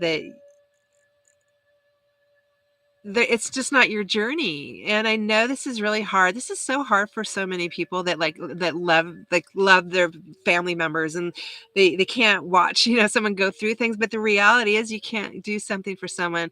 And if you start feeling like you're going to be taken down with someone, that is absolutely not okay to do that and to be feeling that way at all. And that is just a lesson. That's all it is. It's a lesson, and it's a really difficult lesson. And so what they're asking you to do, because you just keep stepping into something and thinking, I have to do it. I have to help this person, by being, and it's almost as if I'm getting the image of what do they call that? What's that saying? Like, it's like a stone. What's that saying? I can't think of the saying right now. I'm sorry. But anyways, they want you to separate. They want you to separate and go off and be, either by yourself or with your son, and separate and distance. It was distance too. Separate and distance, in regards to situations. And I don't feel you being happy. Um, I don't feel you being happy now, and I don't feel you being happy if you were to try and stay in work on whatever it is that you keep trying to do. I don't think that's not what your lesson is to stay and be beat upon. Your lesson is to learn to have your boundaries and to let other people go through their lessons. I don't feel this is new, although I can't remember your readings, and I should remember your readings. But I don't feel it's new for you to hear this. But here I am saying it once again, which is just telling both of us that you're still learning it, and you haven't put the boundaries up, and you haven't learned to distance yourself yet. It is one of the hardest things for us to do, especially as empathic people, is to step back and not help those that are drowning. It seems like they're drowning on their own journeys, and we still can't do it for them. That's the thing. We still can't live people's lives for them, and we might have all the answers, but they're not ready to listen. They're not ready to apply our answers. Look at me as a medium. I'm sitting here giving tons of advice. Take it or leave it. And I have to take it or leave it with all of you, whether you're going to take this or not. And it applies to my family as well. So it's a hard lesson to learn. It's one of the hardest as people that are givers to not give to someone that looks like they're drowning, but in reality it is their journey that they're on, and who knows, they might catch themselves and they might surprise everyone around them. But we won't know that until they continue on their journey without our help, because that's what makes everyone stronger. It's their own journey. It doesn't mean you can't go and help people, but you're at a point where it seems like they're taking you down with them. So that's not okay. That is never okay. And you are to be in complete control of that, and to put your walls up around it, even if it's difficult. And this is where the hard part comes in. Even if it's difficult for the people around you to recognize that you need to not be involved in that kind of energy, and they need to deal with their own energy. So,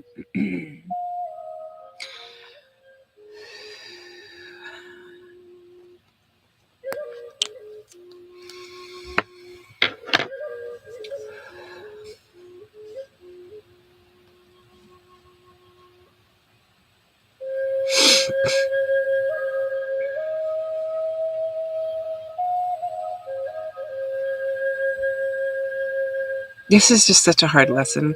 I'm asking them about other people in your life, and like friends and whatnot. And this is it's such a bummer, really. Like that it's just something you're just going to have to like get through. They're not even, I keep hearing they're not playing around with this. It has something to do with you becoming a better spiritual person, a much stronger spiritual person.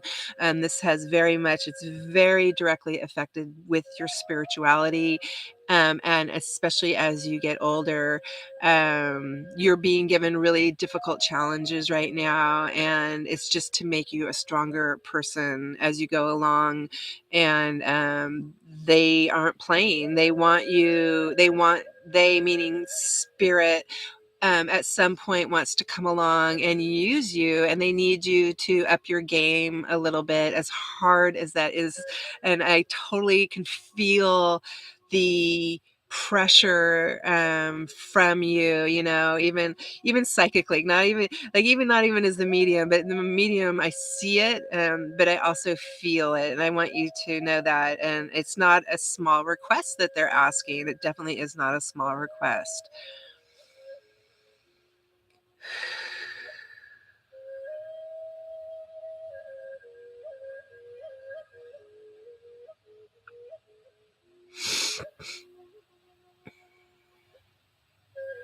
And the thing is that I'm seeing, in regards to at least one person, is that that person is waiting for something to come about in the physical to make everything okay. And so everything seems to be relying upon the physical aspects of what's going down in their life, which includes your life. And like, when people are putting their happiness, waiting for something in the physical and putting their happiness on that, um and that's a hard thing to live with, because if that physical, say it's a job, and the job, you get a job, you're happy again, things are going well, everything's great, and then you've put all this like happiness on the job, and then boom, the job goes away, and that person's not feeling secure anymore because they've attached themselves to the job, or whatever that job might be. It might just be a situation, but um and so that's going to directly affect you, because that's how they're perceiving things. It's easier for people to think that it's easier to have physical things and not deal with their spirituality. It's so hard to deal with spirituality. No, people don't want to do it. The dark night of the soul. Who wants to do it? Who wants to deal with that? No one wants to deal with that. So they continually keep putting things on the physical. They continually will buy things, or they will want the jobs, or they need the jobs, or want, all the ego stuff, all of that. But it's, again, I want to go back to, almost, I think it was Jordan's, it's kind of, it reminds me of that, just kind of, people get taught to rethink what is going to make them happy. And I just feel like you're around people that they're not getting it, they're not getting it. And what happens is like, they're not getting it. You're trying to help them, make everything right, and make them feel good, because and almost try to help them along their journey. And I feel like maybe you can help the one. I feel like there's a couple people in this scenario, and I feel like you can help one by communicating how spirituality works.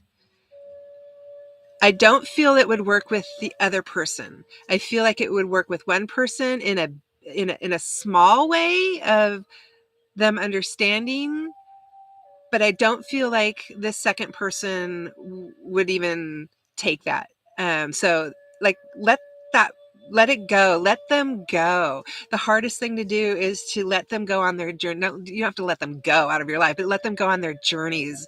If they are going to fall, let them fall. It if it's going to bring harm to you and your energy and your life, and make you feel like you're drowning, then it is not okay to go about helping people. That is when those of us that do this kind of work have to have the boundaries up, because there's so many, really hardcore situations and sad situations in the world, and you can't go around trying to save everyone. You have to have the boundaries up. You have to understand that they have their own journeys, no matter what those journeys are. So anyways, it is, it's your lesson. And you have like at the beginning of this is, remember, they always come back to the beginning of you being in your car and being by yourself. When you do this and you're listening to the music and whatnot, know that you will have some of your female um, guides with you. So like you won't be alone, and like they'll be in, maybe I don't see anyone like in your passenger seat, so maybe they're sitting there and enjoying the music with you, but like get distance yourself, get more distance, start leaving when you're feeling when it's too much. They want you to leave, they want you to separate, and they want you to distance yourself and go off by yourself, and just um, don't get caught up in their energy. And almost the best thing I can say from all of this, besides it's just a lesson, is that like these women that are with you are, they're strong women. They're there with you, and they're not going anywhere. They're intelligent. They're strong. They've got your back. It's just you're just in a really hard place as far as your lesson go. I see it very clearly, and even I can't help you with this, right? Because we can only help ourselves. So. Know that you have these women with you in the car, and they're funny. I actually feel like it's not just the music and singing. I feel like it's also like just laughter with you as well. So if you have your baby and your son in the back, sorry, not baby anymore, but your son in the back, then one would be back there with him, and one would be like in your passenger seat, and like there would be a lot of this energy exchange going on, and laughter, and singing too. So, but go away from this over here and get up. I feel like I don't know, I think you're in Texas, but anyways, if you can get up higher, like just a little higher elevation where you can look out, or just get yourself up to a higher elevation. Like you physically need to be up into a higher elevation. So like just if you have a hill or a mountain, like just go and just sit in your car. You don't even have to get out. It'd be great if you did, but just I feel like that they're there with you in this higher elevation. So take that, and anyways, take that with you, and you're loved. You're loved. Don't ever think you're not. So love and blessings to you, Jessica, and thank you for letting me read. Okay, 20, almost 4 hours. So hello everyone. My name's Tracy. There's only a few people left on here, and I am a spirit medium, and I will be coming on YouTube to give live readings. And welcome to everyone that is seeing this, that has found me here. And welcome, welcome, welcome. I also do guest mediumship and guest lectures just around the world. And I put everything on my Facebook page on Eat Your Planet. I almost said my other page, on Listen Closely Spirit Readings. On Facebook, I will post things there. That's my main page. And then I do my private reads, listencloselyspiritreadings.com, and you can just book me on the calendar and pay at the same time. And the only reason I say that is because people keep booking, and I change my whole day, and then no one shows up. So I'm not doing that anymore. Those are my boundaries, that you pay when you book me, and I will always show up for that. And if not, I will let you know, which is never. I always will show up for spirit. This is Tracy on YouTube, and I just want to thank everyone that's been on today. It's been a pleasure reading for you, and again, I just give what I get straight from spirit out. I don't nothing in my hands, and it takes a little bit longer, but that's just who I am, and that's what just seems to work the best for me. So. I will be signing off now, going on almost 4 hours. But thank you for everyone that's been on, especially Jessica, my moderator, and those of you that have been on for hours. I know it's amazing to me that you guys are the best. I just think this is just a really great community. And next time I'll be over on Facebook doing lives over there, and then I'll come back here to YouTube and do some more I also just want to say before I jump off that I'm thinking of coming here on YouTube and doing what I call my moonlight chats. And sometimes I can't sleep at night. So I'll grab, I have antique spiritualist books, and maybe I'll just pull one out and maybe read from it, and then we can have discussions on it or something like that. I know people have questions for mediums, and I also would like to do like question and answers. We've done that at church before, and it's just so interesting and lively, and people don't know about us. They don't understand, mediumship. And every question, they're valid questions, and I just really want people to understand um, what mediumship is and how naturally we, come by it, our intuition, that gut feeling. But you take it further when you study mediumship. So I grew up in spiritualism, and it's just who I am. It's part of who I am. It just comes naturally to me. Nothing like throws me. Nothing throws me. So anyways, that's it. And I'm so happy everyone came on my first YouTube show, showing and service, or I don't even know what to call it anymore. But anyway, so thank you everyone for coming on. And I just want to say love and blessings to all of you. I just saw another spirit orb. There's a spirit all around me. And I hope to see you next time. And let me know, if you have any questions. And I will never come behind the scenes and ever ask you for anything. So you will always have to come to me if you want a reading or anything like that. So okay, it's Thursday. I hope you all have a wonderful weekend and get outside if you can and enjoy your day and your weekend. And I will be back next week. So this is Tracy signing off from YouTube, and everyone take care and love to you all. And I just want to say, give a little thanks to my guides and to Infinite Spirit, God, and our loved ones for being here today and always keeping their appointment with us. And when I have my lives, I'm really humbled and honored that people let me step into their energy and bring spirit guidance to them. And I hope that people are receptive to the help that is brought forth, because that helps us become better people. And as we become better people, we go out into the world and we create the ripple effect, and that is what changes the world. So be kind, and give people love, send people love. So all right, everyone, this is Tracy. Take care, and bye-bye now. Take care of yourselves.